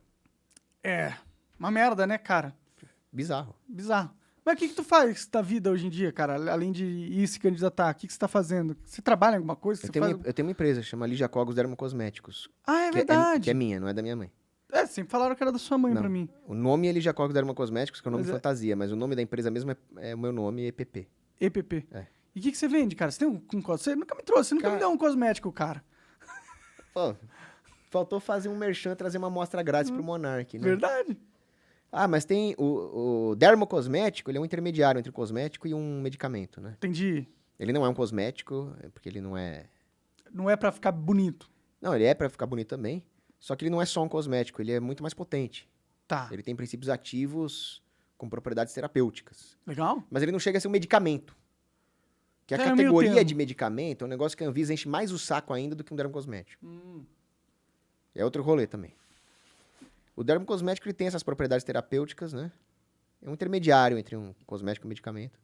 Aí tem rejuvenescedor, tem shampoo de caspa, esfoliante, hidratante. Qual que é o produto que você mais... mais vende, o é, carro-chefe? é. Chama C mais C. C mais C? C mais C. É um composto de vitamina C e outros compostos também. Que ela é uma vitamina C nanoencapsulada, penetra a pele. E ela tem efeito rejuvenescedor, tanto preventivo quanto corretivo. Então ela tanto retarda o envelhecimento quanto ela corrige os sinais que já tem. É mesmo? Que legal, cara. Fortíssimo. C mais C. C mais C. Qual que é? É ligiacogosdermocosméticos.com.br. Deixa eu ver aí o C mais C. Bota pra nós na tela, comandante Hamilton. Vamos ver. Você tem que fazer mais eu nunca vi você fazendo propaganda das suas paradas, pô. Você tem que fazer Cara, mais meu propaganda. canal no YouTube tá sem alcance, eu não consigo fazer propaganda nem da minha livraria, que é assunto de interesse de quem assiste meu canal. Tu tem uma livraria também, Tenho. mas online. Aí, ó. C mais C. O Dia das Mães já foi, mas os descontos Ah lá, estão o C aí mais até... Os descontos estão aí maio inteiro. Olha lá, que da hora, mano. Pô, próxima vez que você vier aí, eu quero uns kits grátis, hein? Entendi. Cara, eu até trago, aí você faz um merchan no seu canal, que tem mais alcance que o meu. Bota a minha Tem livraria aí tratamento também. capilar também? Tem. Tem vários tipos de shampoo, de condicionador. Fala o nome aí. É livrariapaulocogos.com.br.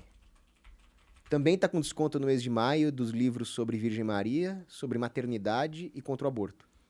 Porque Entendi. eu sou 100% contra o aborto, né? Então, aí, mês de Maria, Até em caso de estupro, essas até em coisas? caso de estupro. Aí o, eu bebê acho- não, o bebê não tem culpa do pai ser estuprador, pô. Ah, não, é um bebê, né? É uma célula, né? Aí Pelo se amor de tornar um Deus, que é bebê- uma célula. A célula é um espermatozoide e o óvulo. O zigoto já é o bebê, já. Não é um bebê, é um Claro bebê, que é, pô. pô. Bebê é um bebê. Cara, tem nomes dos estágios de desenvolvimento. Você pode falar, zigoto, embrião, feto, bebê, criança, adolescente, adulto, velho, mas são todos humanos. Tudo bem. Ó, só tem muita coisa boa ali, ó. Esse livro eu tô lendo, A Lógica da Sobrevivência Política. Ele não é, assim, o top da ciência política, sabe? Sim. São Tomás de Aquino. Mas ele é um livro maravilhoso como estratégia política do mundo atual. Esse Bruce Bueno de Mesquita que escreve é um dos maiores gênios da estratégia política moderna. O cara acerta todas as previsões dele. Entendi. E aí tem coisa bem raiz mesmo, ali, Plutarco, São Tomás de Aquino. Ah, legal, meu. Tem muita coisa legal aí na livraria. Qual que é o livro que você mais... Que você tá lendo alguma coisa ultimamente? Tô lendo esse aí, ó. A Lógica da A Sobrevivência Lógica da Política. E eu tô lendo também, deve ter aí na livraria, A Verdade sobre o Purgatório.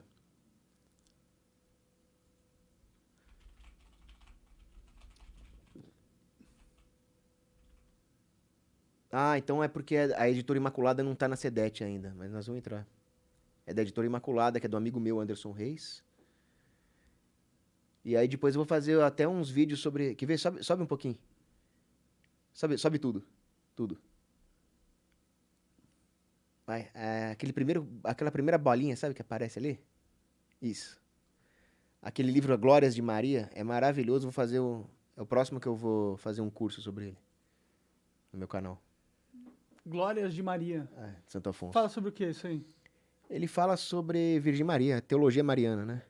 Tem uma teologia da Virgem Maria? Fala, ele pega aquela oração Salve Rainha e vai destrinchando o que quer dizer cada trecho e por que Maria foi escolhida para ser a mãe de Deus, todas as virtudes dela, como ela intercede por nós. Ele vai explicando tudo isso no livro. Ah, interessante, hein?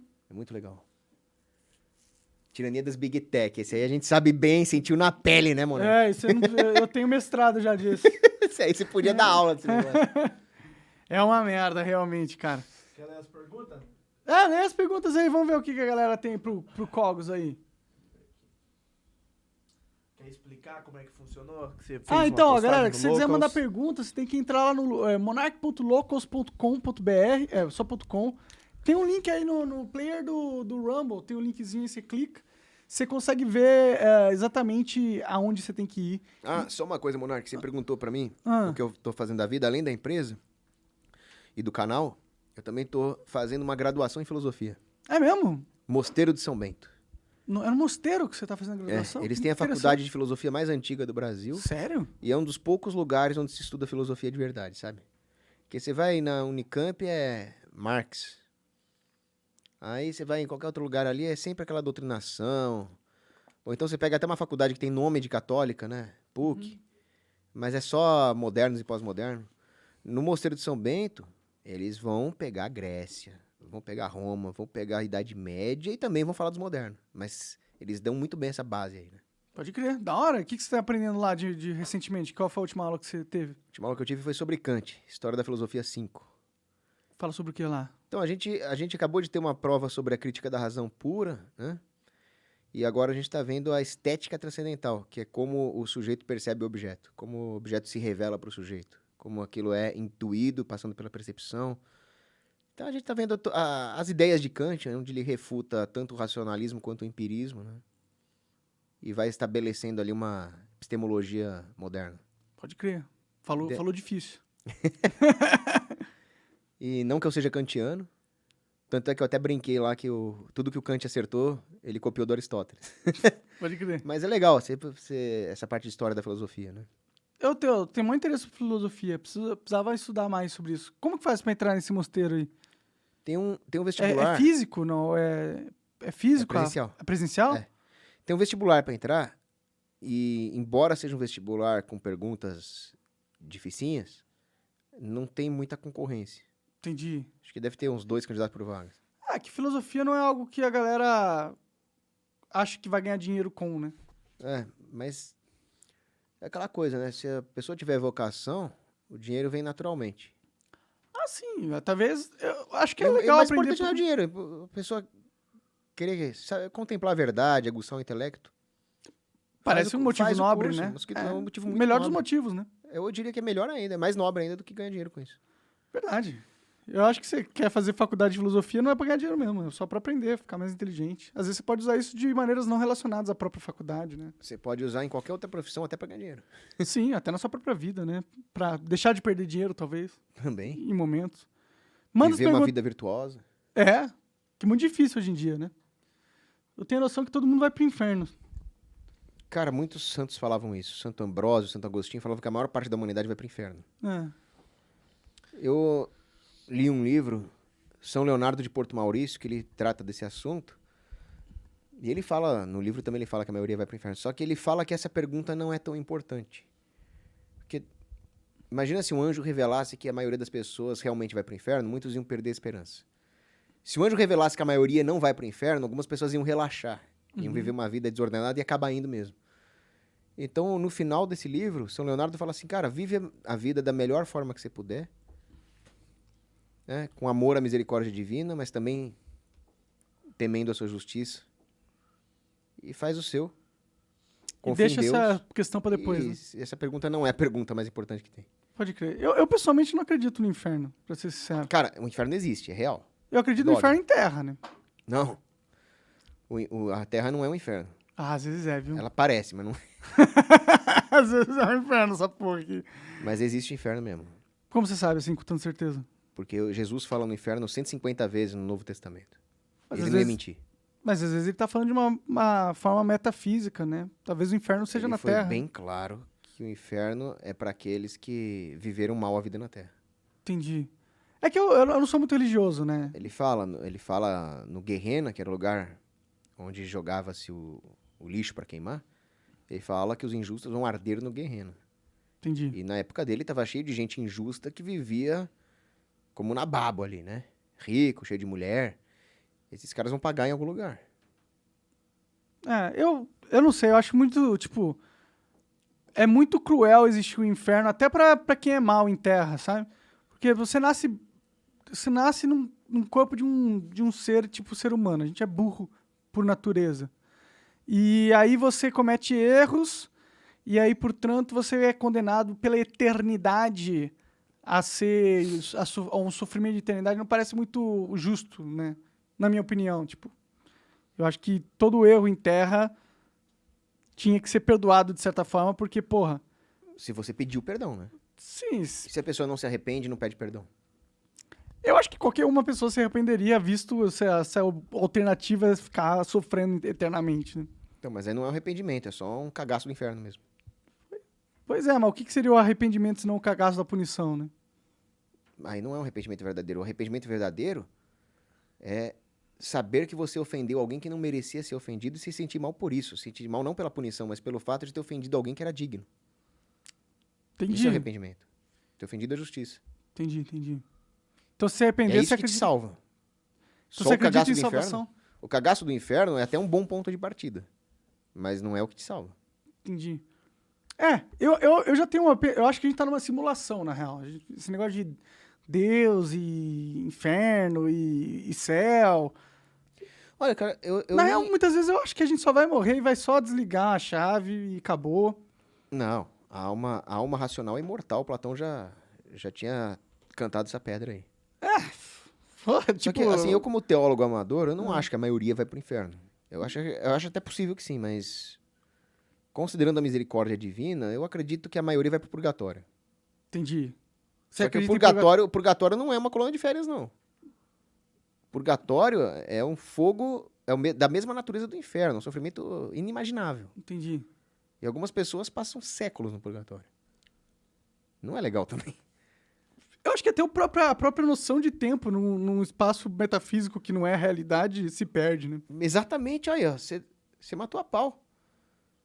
Eu não me lembro agora o nome do cara que era amigo do Padre Pio, que ele ficou no purgatório algumas horas e achou que tinha passado 300 anos.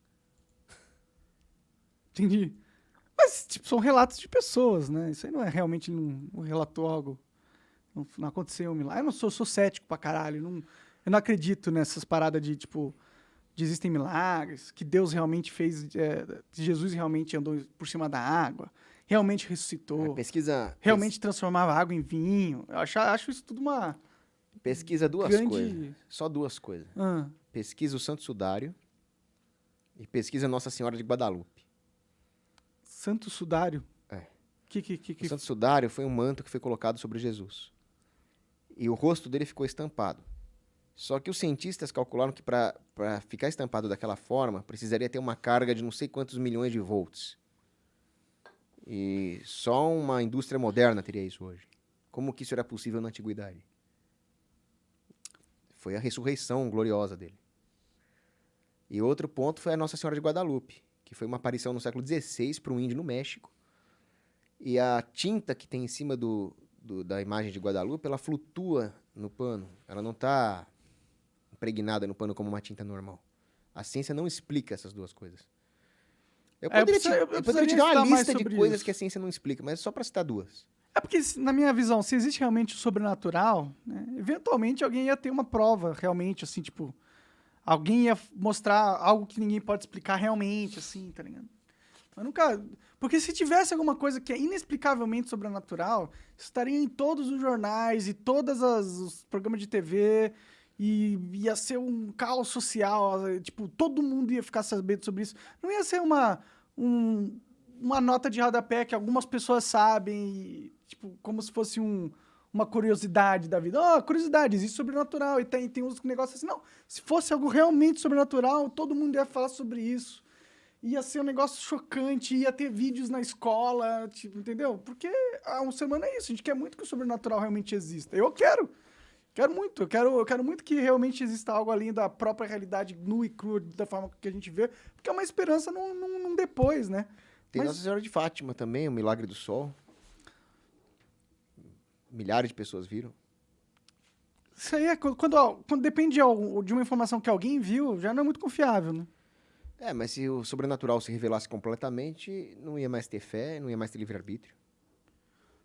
Não necessariamente, né? Mas, bom, beleza. Só sei que...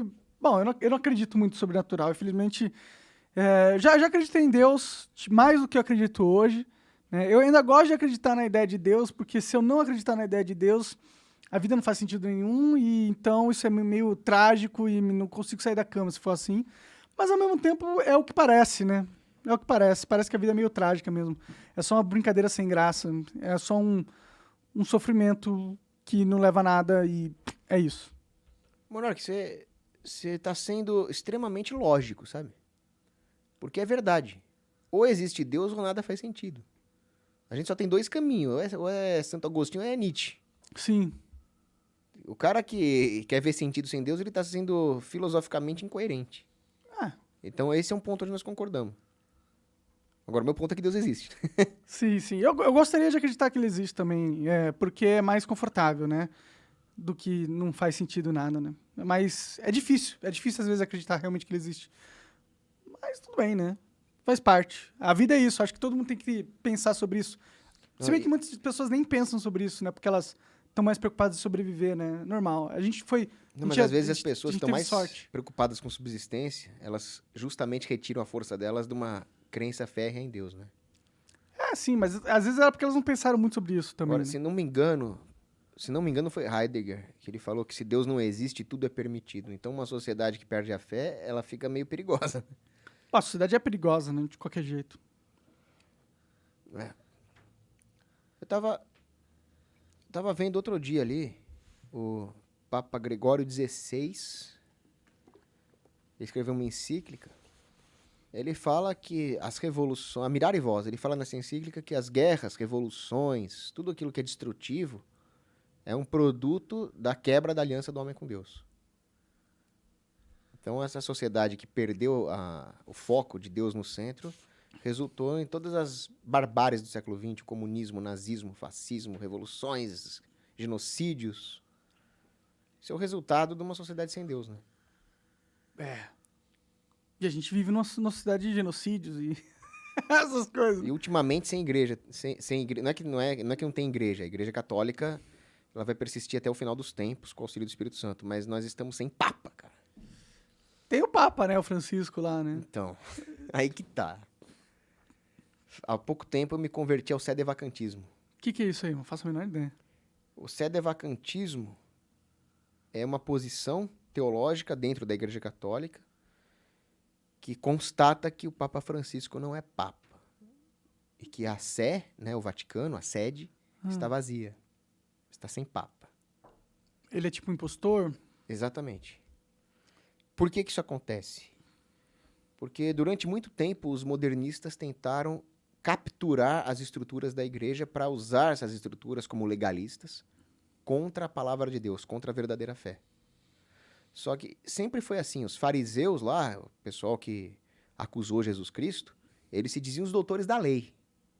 Se chegasse um romano falando alguma coisa contra Cristo, os judeus não iam acreditar, porque o romano era pagão. Mas se os próprios doutores lá do Sinédrio falarem alguma coisa contra Cristo, eles tinham o que na mão? A aparência da lei. Uhum. Então, a igreja sofreu muitos ataques, invasões militares dos muçulmanos, etc. Mas eles perceberam que eles só iam conseguir realmente abalar a igreja se eles tomassem a estrutura de aparência da lei dessa igreja para pregar falsas doutrinas. Para isso, eles teriam que eleger um falso papa. Durante muito tempo, eles tentaram isso. Pio X não deixou que isso acontecesse. Foi um grande papa. Só que quando acabou a Segunda Guerra Mundial, elegeram um cara chamado Roncalli, João XXIII, como suposto papa. Só que pela própria doutrina da igreja, ele não poderia ser papa. Por quê? Porque ele era maçom. Maçom não pode ser papa. Não pode ser papa pelo seguinte. Os documentos da igreja, vários deles, dizem que o maçom não pode ser católico. Alguém que está na maçonaria está automaticamente excomungado da igreja católica, igual uma mulher que faz aborto. Entendi. Então, por exemplo, se eu chegar aqui e acabei de sair com uma prostituta, vamos supor, eu ainda sou católico, porque sair com uma prostituta é pecado, mas não é uma heresia. Então, não é um pecado que dá excomunhão. Então, eu estou em pecado mortal, mas não estou fora da igreja. Agora, se eu ajudei uma mulher a fazer aborto, aí eu estou fora da igreja. Tá. Se eu me filiei à maçonaria, eu estou fora da igreja. Esse cara, João XXIII, ele era maçom. Então, ele era publicamente ligado à maçonaria. Ele não modernista, que também é uma heresia. Então, ele não poderia ter sido eleito papa. Porque existe um pronunciamento infalível da igreja, se não me engano, do Eugênio IV, que diz que alguém fora da igreja não pode ser papa. Uma pessoa não pode liderar aquilo da qual ela não faz parte. Eu não posso liderar um exército se eu não sou do exército, sabe? Faz sentido. Então, essa eleição seria inválida. Só que ele teve essa eleição inválida, ele virou suposto papa, convocou um concílio, que foi o Vaticano II. Esse concílio Vaticano II, ele ensinou várias heresias, coisa que um concílio ecumênico infalível da igreja nunca poderia fazer, a não ser que não fosse igreja de verdade. Os frutos desse concílio foram a destruição da igreja, a infiltração dos comunistas, da teologia da libertação, a perda de vários fiéis.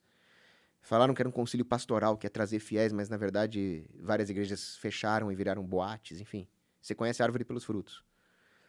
Então, desde então, não temos um papa verdadeiro. João XXIII, Paulo VI, João Paulo II, Bento XVI, nenhum desses. Nunca foram verdadeiros. Não. Entendi. Então, tem 3 posições possíveis, né? Ou a gente vê essas heresias que foram ensinadas por esses falsos papas como não sendo heresias, e eles falaram coisas como não só Jesus salva, coisas completamente descabidas. Então a gente também estaria em heresia. Ou a gente fala, não, eles são papas, mas nós vamos resistir a ele porque eles são papas que estão ensinando errado, mas não é isso que Jesus prometeu. Jesus prometeu que o papa seria o sinal da unidade visível da igreja e da fé, então ele nunca poderia errar. Então só sobrou uma opção, uma terceira opção, que é lógica. Esses caras não são papas. Entendi. É a minha posição. Agora... Como é que decide quem é papa ou não é a porra da igreja? Então, essa é uma pergunta muito boa. Só um papa poderia julgar outro papa. Uhum. Por exemplo, o Papa Honório, que escreveu uma carta contendo heresias. Ele não era um papa herege, ele não ensinou isso publicamente, mas ele escreveu uma carta que tinha um trecho herético ali. Uhum. Essa carta foi julgada herética por um papa que veio depois dele. Entendi. Então, todo mundo... Então tem que vir... Teria que ser um papa para julgar um papa. Então tem que eleger um novo papa que vai foder o resto dos papas que estavam aí. Não, mas aí que tá. Se a pessoa não é papa, aí qualquer um pode julgar isso. Por exemplo, se eu chegar aqui e falar, Monark, deixa eu fazer uma revelação, eu sou o papa. Você vai rir da minha cara, certo? Provavelmente. E você vai rir da minha cara com razão. Sim. Mas você nem tem convicção da fé católica e mesmo assim você pode me julgar como sendo um falso papa. Sim. Ótimo. É isso mesmo. Eu também posso fazer isso com o Bergoglio. Pode crer. E com esse novo papa aí. Mas esse novo papa, ele seguiu o rito ali, né? Da igreja católica, né? Pra chegar lá, né? Teve todo... Então, ele não seguiu o rito da igreja católica, ele seguiu o rito do Vaticano II. Do Vaticano II? Que é uma alteração da verdadeira liturgia. É uma corruptela, né? No mínimo. Agora, o ponto que eu queria fazer aqui é o seguinte. Eu não quero me indispor com quem não é sedevacantista, porque quando eu não era sedevacantista, eu tratava com respeito e estava aberto ao debate com sedevacantistas. E é assim que eu virei um. Eu falava, pô, não concordo com você, eu acho que ele é papa, mas me explica, mas por que você acha isso? Mas e o Vaticano I? E o Vaticano... Então, é um debate. Então, eu não tenho nenhum problema com... Eu estou aberto ao debate. Eu nunca vou acusar alguém da São Pio X, por exemplo, de heresia. Só acho que nós temos opiniões teológicas diferentes. Então, tenho amigos de todas as vertentes aí da católica, tenho amigos protestantes, tenho amigo ateu, meu pai é judeu, enfim. Só estou expondo a minha opinião teológica aqui, não estou querendo comprar briga com ninguém. Claro. O meu ponto é que, pô, a minha posição agora como sedevacantista não é nada fácil. Porque eu tinha uma igreja do lado de casa que eu gosto muito, tem um monte de amigo lá, tem um monte de mulher bonita ali, tem grupo de jovens, tem musiquinha, tem clube de leitura, tem pizzada. Agora eu vou lá no Seminário São José, que fica 1h30. Vou lá, difícil, eu sou perseguido, o pessoal me xinga na internet.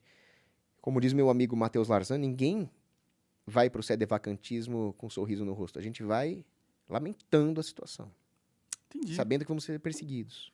Mas é verdade, a verdade tem que ser defendida até a morte, cara. Manda ver. Sedevancantistas. Ok! Já eu acho essa parada de religião toda... Parece um clubinho. É um clubinho. Cada um tem o seu clubinho. Os muçulmanos têm o seu clubinho. O judeu tem o seu clubinho. É que tem uns clubinhos que gostam de explodir os outros. Mas é um clubinho, né?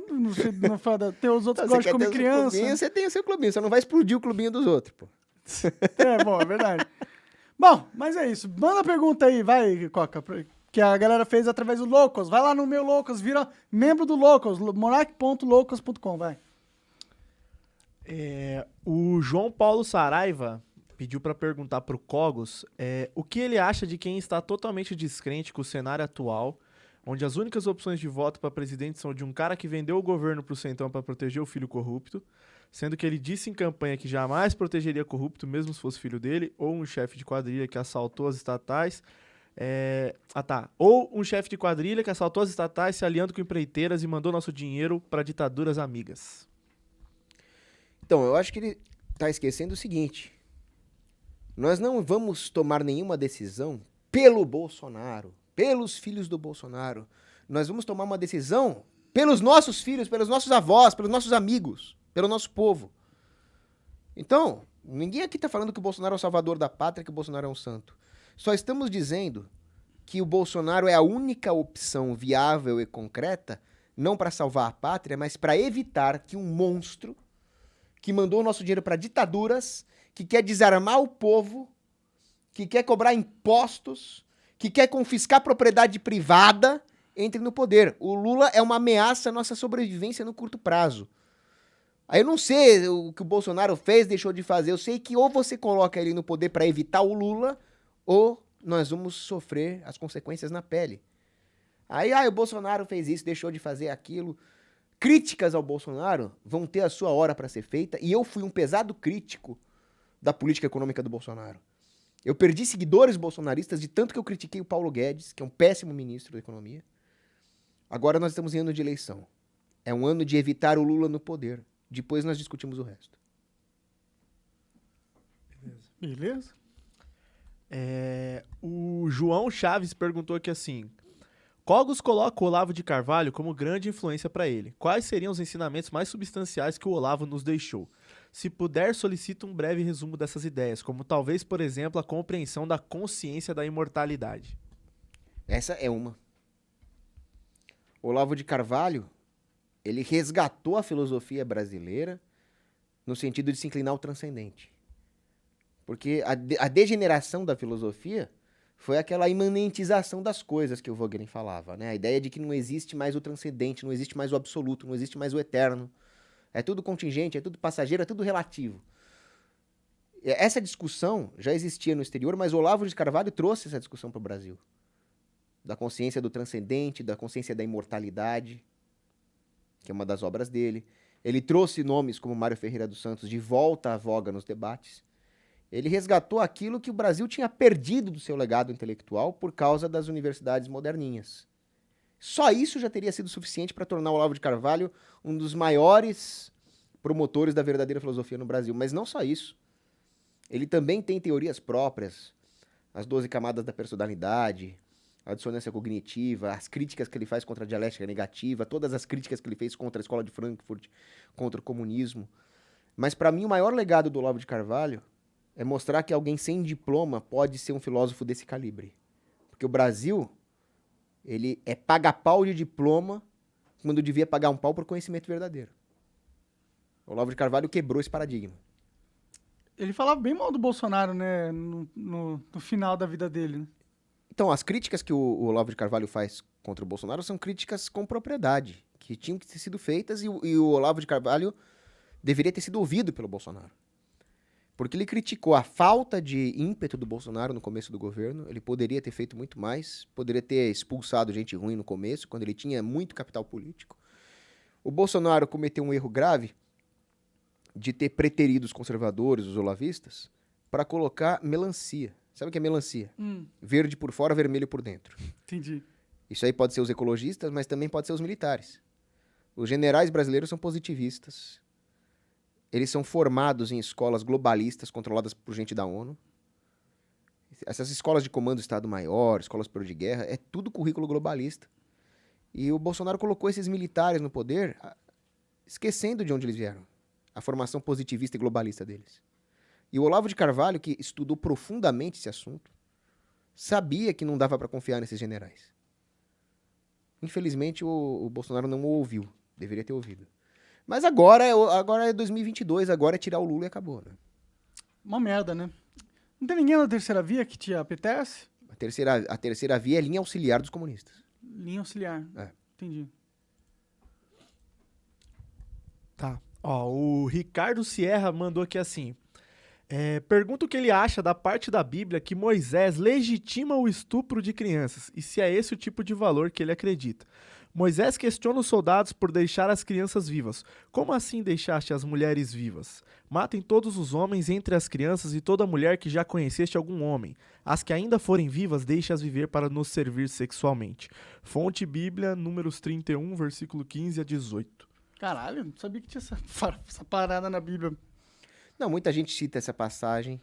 Muita gente cita também, né, o cerco a Jericó, de Josué contra os cananeus, né, onde também Deus ordenou que matassem todas as mulheres e crianças. E as pessoas, quando elas citam essas passagens da Bíblia, elas se esquecem do momento histórico e do plano de Deus e da pedagogia divina. Elas acham que elas vivem aqui no Ocidente do século XXI, com tudo bonitinho, com tudo organizadinho, e que agora elas vão aplicar a ética do Hans Hoppe na Bíblia. E não é assim. Deus se revela para o povo israelita. Esse povo israelita, cercado de inimigos, tinha a missão não só de sobreviver fisicamente, mas de conservar toda a doutrina de Deus Pai que foi revelado para eles, certo? Quando Deus ordena esse tipo de coisa, o que ele está falando? Não deixe que nenhuma mancha espiritual macule o povo israelita. Então, Ele não tá falando pra comer crianças, não. Não tem nada de estupro de criança ali. O que ele está falando ali... Pareceu estupro de criança, o que tava ele escrito falou ali, pra matar cara. as crianças. Falou também prazeres sexuais, negócio assim, né? Que lê de novo essa parte. Como assim deixaste as mulheres vivas? Matem todos os homens entre as crianças e toda mulher que já conheceste algum homem. As que ainda forem vivas, deixe-as viver para nos servir sexualmente. Ah, ele tá falando Então, sobre as das mulheres, não tem né? estupro de criança de jeito nenhum. Entendi. Então só estupro de mulheres. E também não era então tudo estupro. bem. Também não era estupro. Não era estupro. Não, naquela época tinha aquele concubinato, as mulheres que eram conquistadas, então elas faziam parte do harém. Entendi. Então não era um estupro. Elas eram feitas escravas e consentiam a sexuar. Então era aquela coisa de deixar uma descendência espiritual. Entendi. É que quando as pessoas criticam essa parte da Bíblia, e que também tem essa passagem ali nos cananeus ali de matar as crianças, por quê? Matar as crianças para que não houvesse descendência da falsa espiritualidade. Vamos concordar Tirar que a não importa descendência o dos- tempo que isso tava, é uma merda, né? Ensinar isso é uma merda de Não, qualquer lugar. Pela lei não- natural é uma merda, mas se é uma ordem divina, por definição não é uma merda. Tinha que ser feito. Entendi. Da mesma forma, vamos supor que um parente meu morre e ele vai pro purgatório. Aí fala, você quer que o seu parente asse por 100 anos num fogo pior que o pior vulcão do mundo?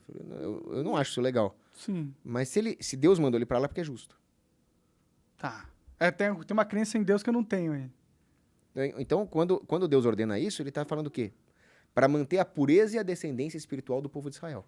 Se não fosse isso, Isso imagina... não foi Deus, isso foi só apenas um homem que se colocou no papel de Deus, escreveu essas barbáries na Bíblia e as pessoas acreditaram.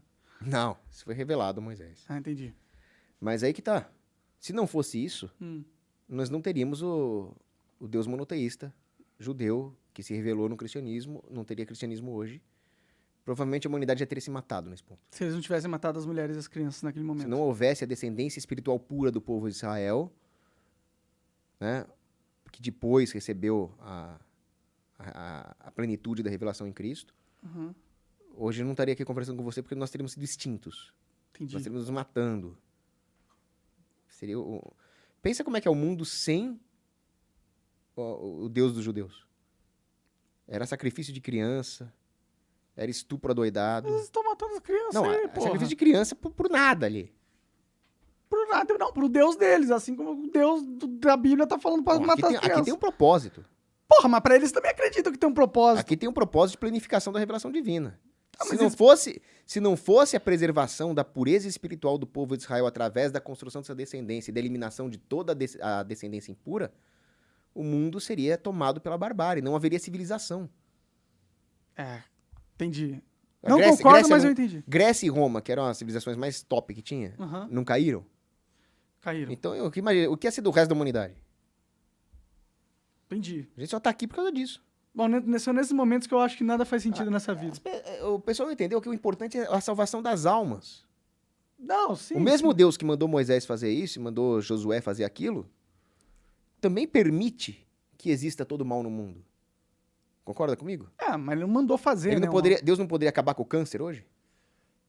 Poderia fazer qualquer coisa se Deus é onipotente, onisciente, onipresente, Poderia. não sei o quê. Mas existe uma pedagogia que perdura até hoje.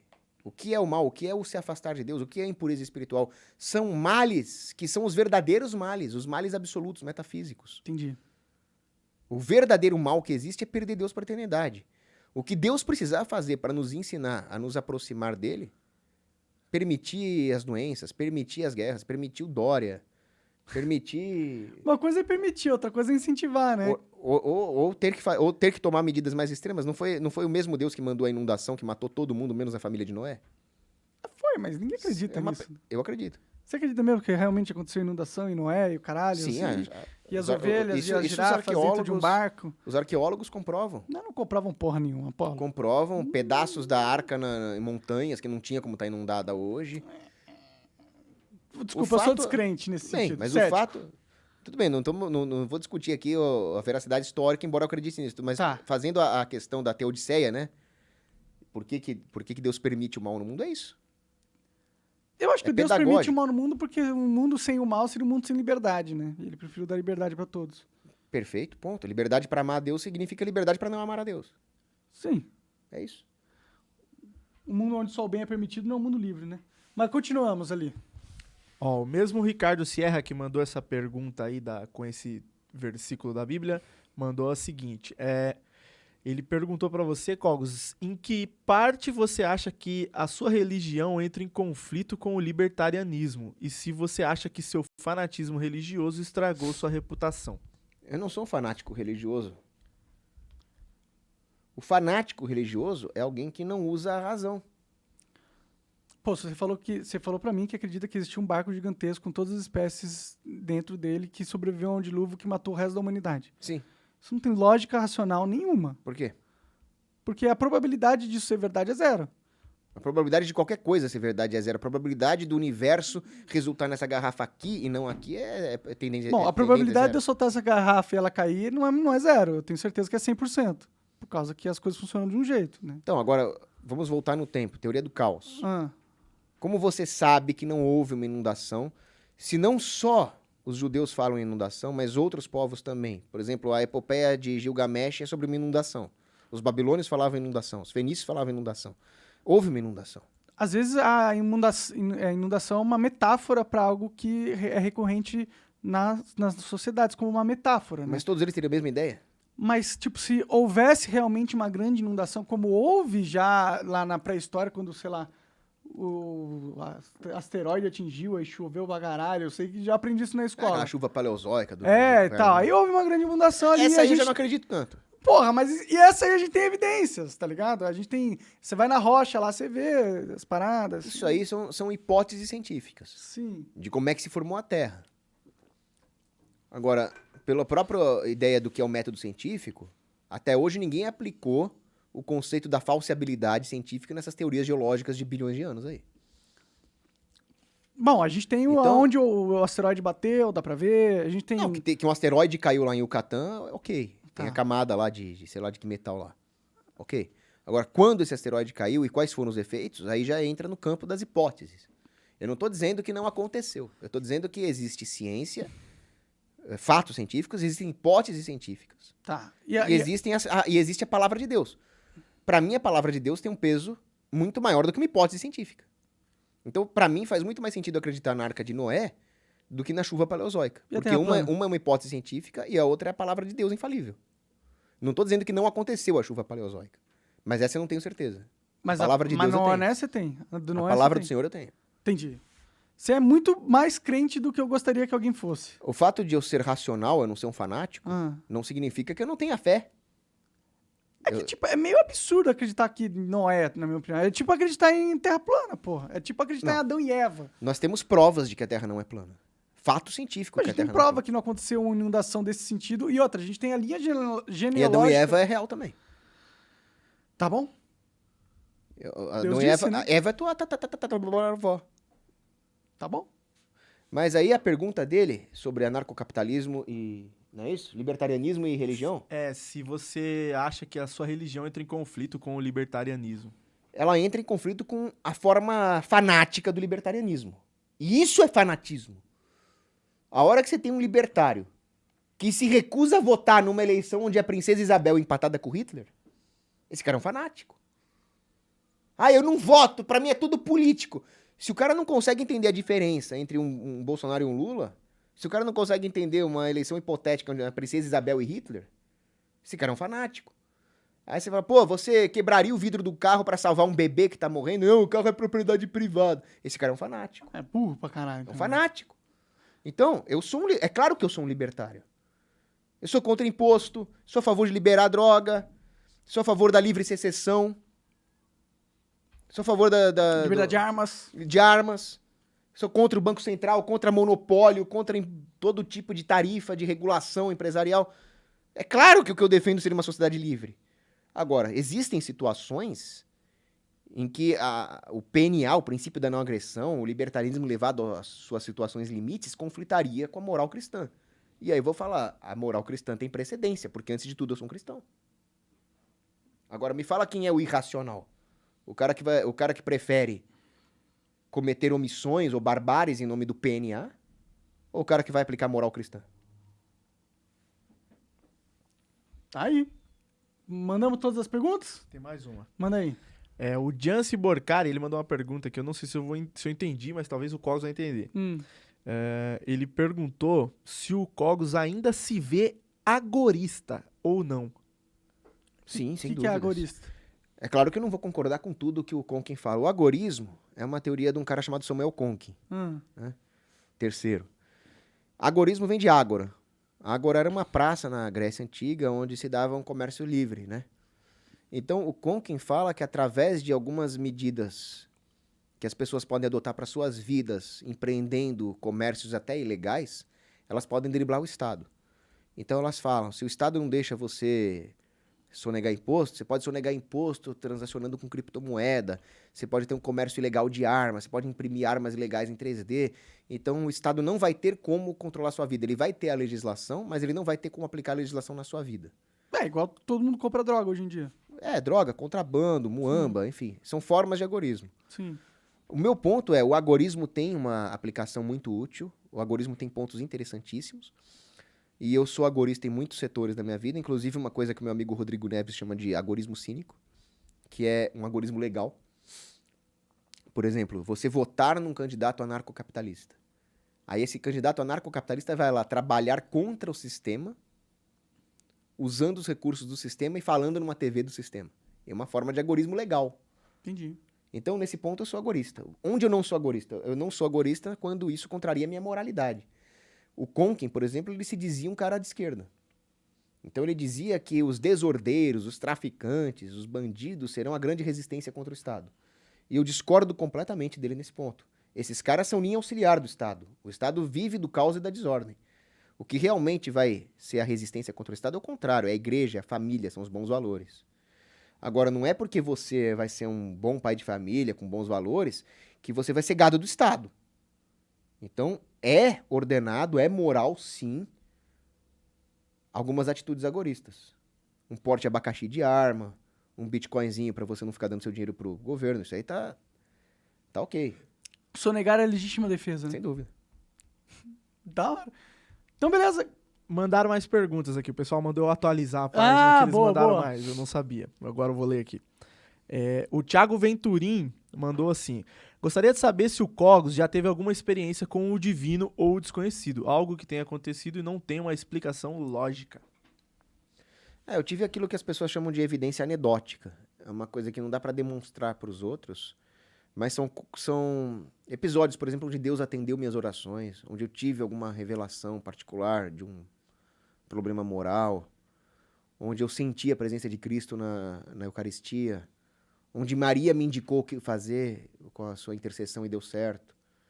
É esse tipo de experiência que eu tive. Agora, uma experiência mística propriamente dita, eu não tive e gostaria de ter. Queria também ter. O mesmo Thiago mandou aqui assim, ó: o que o Cogos acha do futuro do Bitcoin e do mundo cripto?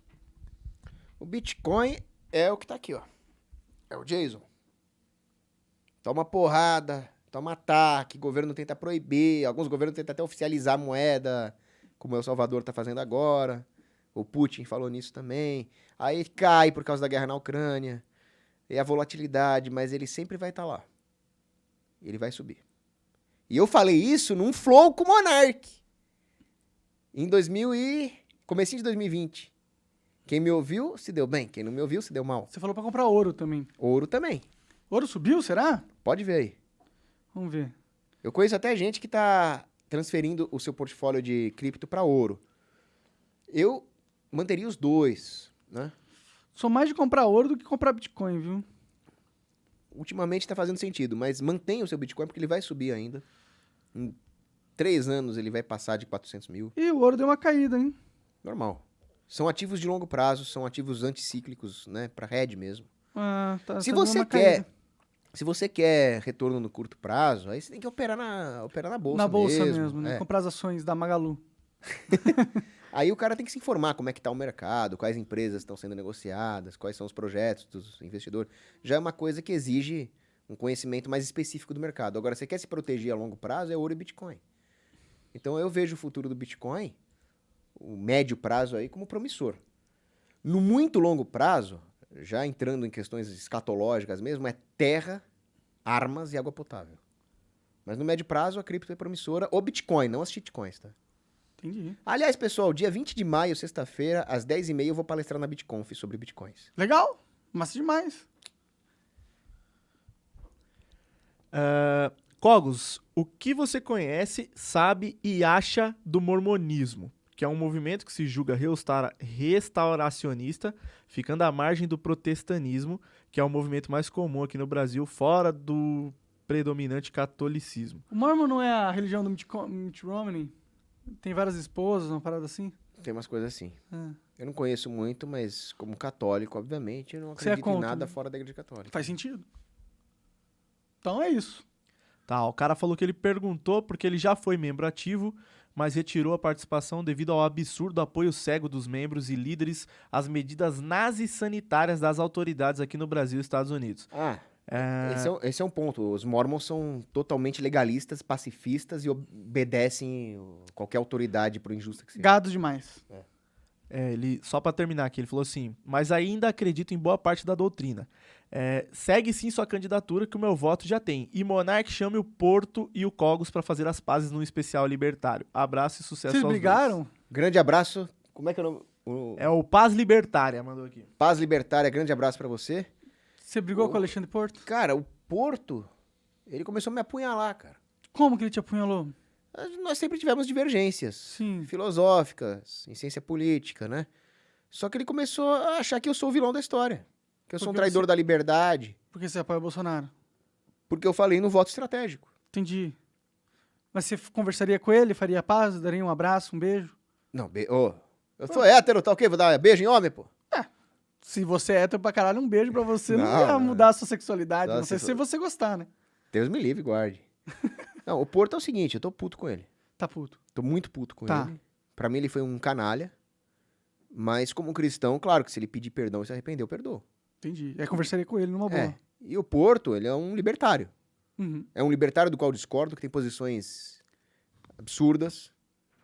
Mas ele certamente não é um mal intencionado, um progressista. Como tem muita gente por aí. Rafael Lima, né? Mas enfim, É engraçado, né? Essas brigas entre os libertários. o Porto ele foi um traidor, foi um canalha. Ele teria que pedir desculpa de joelho, cara. Caralho! Mas eu perdoaria, assim. Benevolente da sua parte. É, talvez eu desse talvez eu desse uma torta na cara dele. Tá bom. Tem mais perguntas aí? Não tem. A gente vai pro Locals. A gente vai fazer um vídeo pro Locals, só eu e você depois. Não vamos tomar muito tempo do Cogos. Demorou. Já respondeu muitas perguntas. Cogos, obrigado, velho, por ter vindo aí conversar comigo. Eu que agradeço, Monark. Gostei muito da nossa conversa. Vai se eleger aí. Daqui a pouco vai estar deputado estadual Paulo Cogos pelo PTB. Olha, são muitos os pedidos, né? Foram tantos os pedidos. Você tão tá singelos, indo tão mesmo, né? sofridos, né? Sim, Aquela música era de sertanejo. E aí, é de um esquerdista, né? Do Chico Buarque lá. Eu não manjo muito de música, sou ruim Mas, nisso. enfim, né? São muitos pedidos, cara. É uma possibilidade forte, sim. Ó, minha sugestão pra você